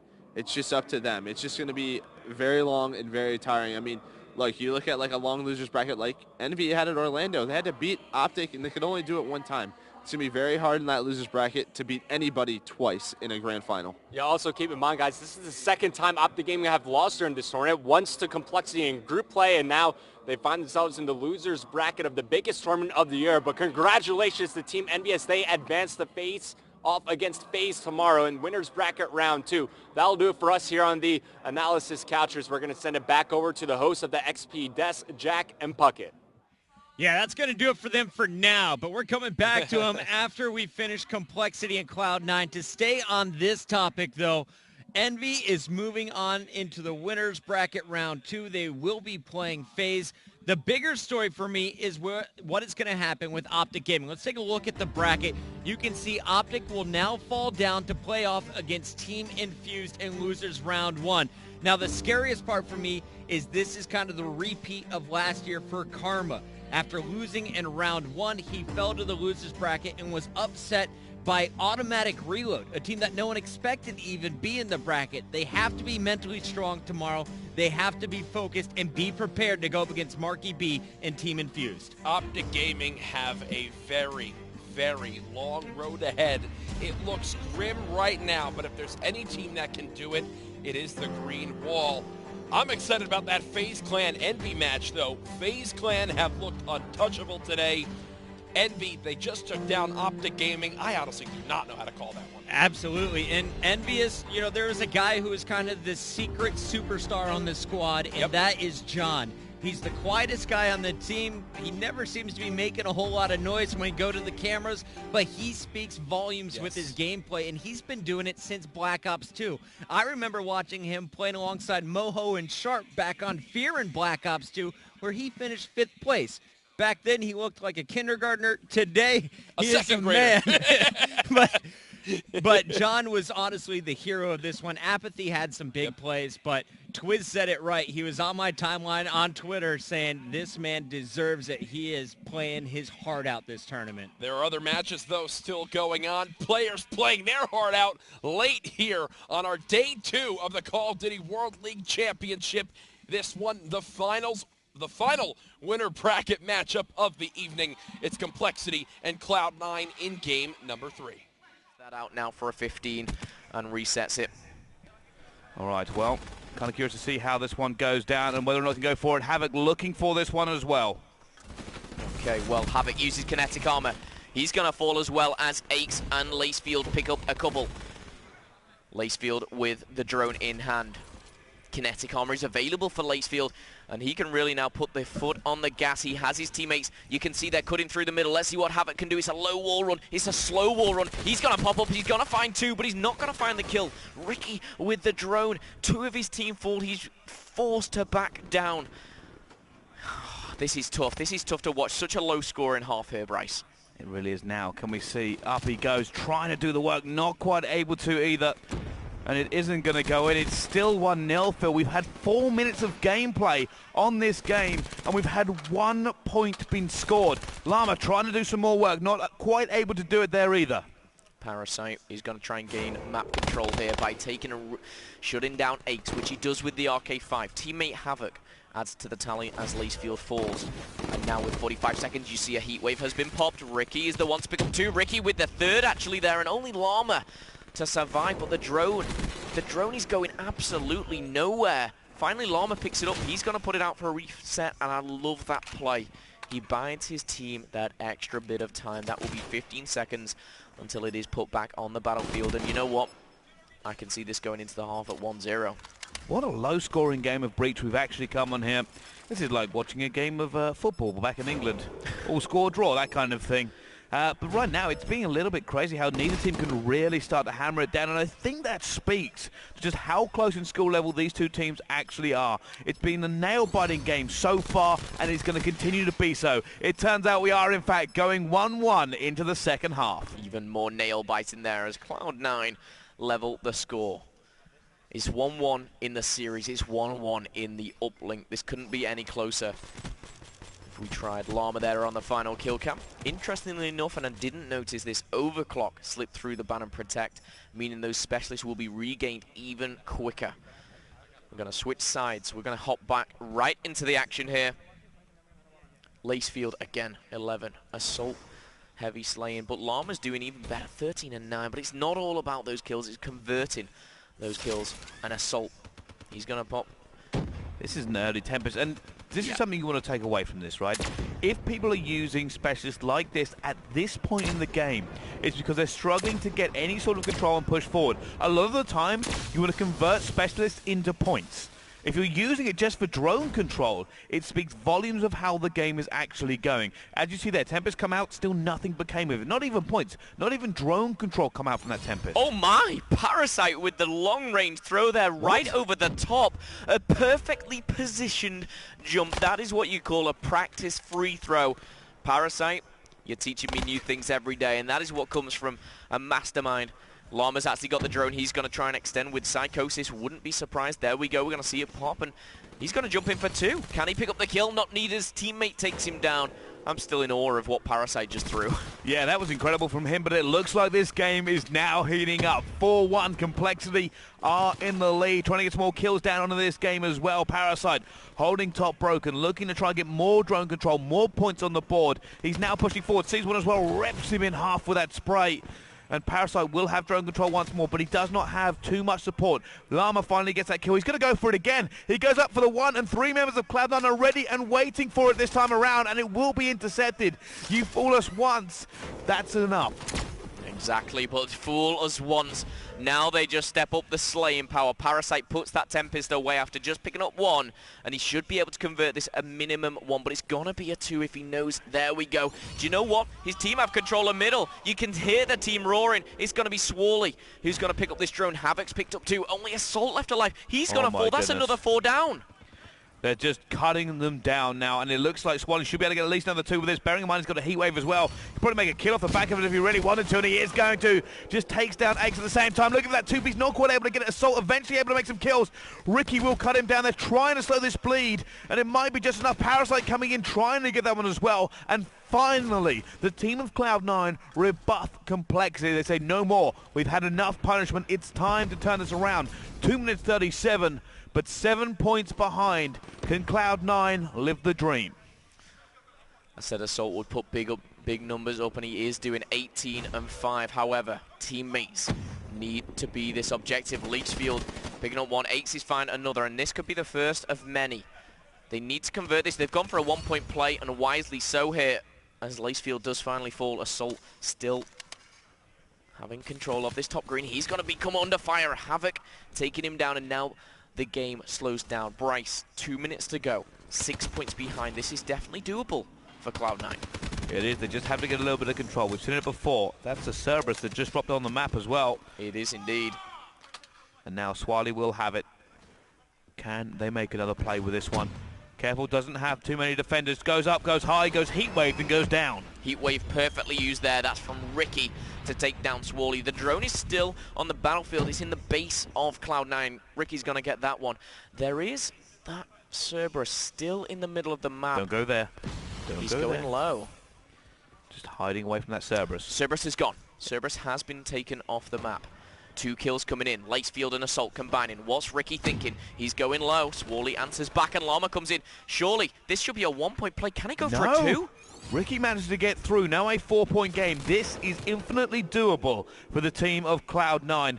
But Complexity will be looking to stop them. They will have control of the center as well. And we are seeing outcoming Tempest. Parasite ready to keep looking it down, but he goes down as well. Eggs managed to get that first kill. Looking for another one up top. Ricky will now have control of this at the same time. They have to get it down the other end of this map, but no, gets beaten down, and that might be just enough. Swally's going to go through. He's going to make this, and that should be game over now as he hits the lightning strike as well, and here comes the danger from the sky. Lightning strike coming in. Does he get anyone with it? He does. He gets Ricky as well. Parasite will pick that one up. Parasite's going to put this one in. This is the Parasite shot. Here we go. From downfield.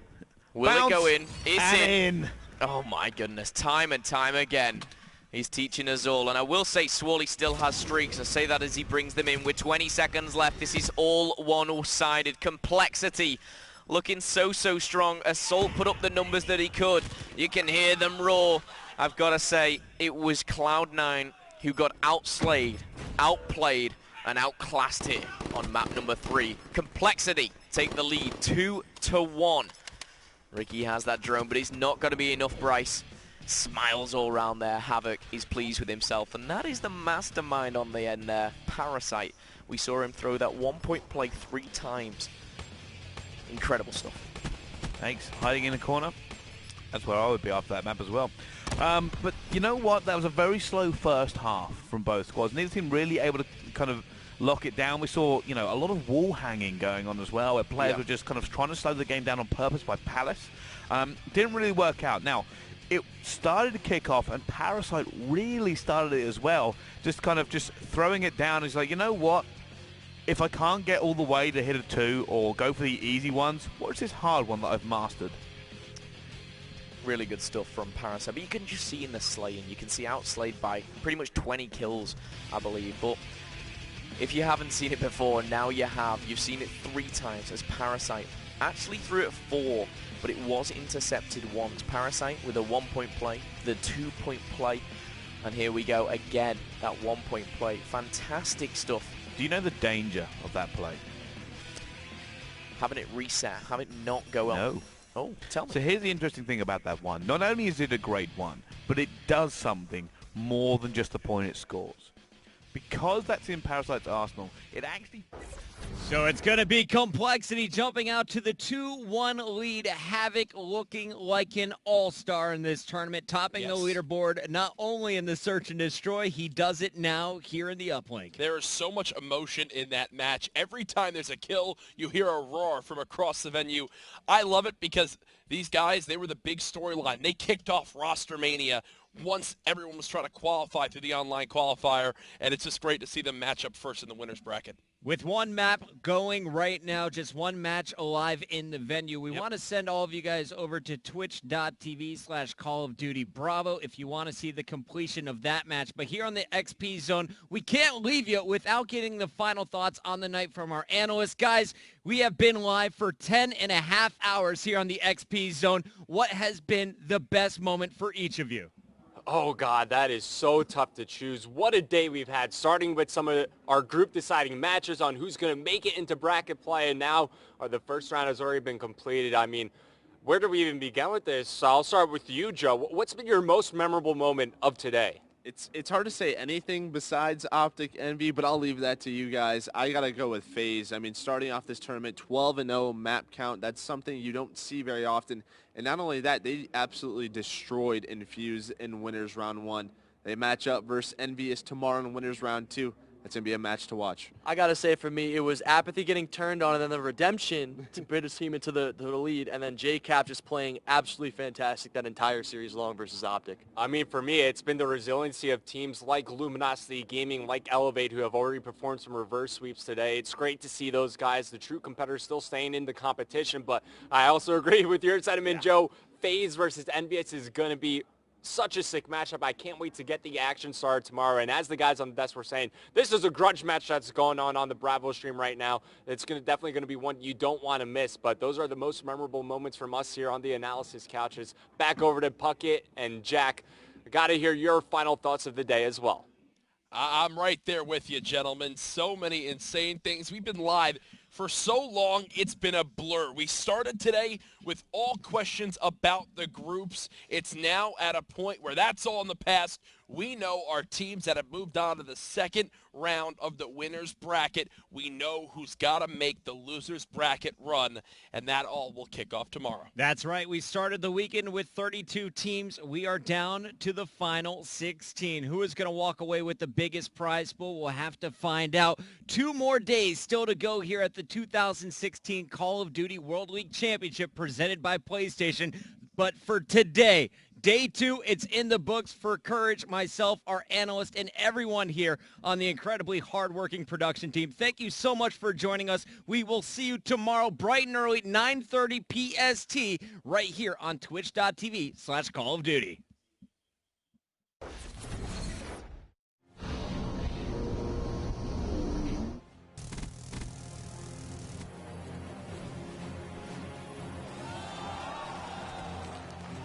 Let's go, baby. Let's go.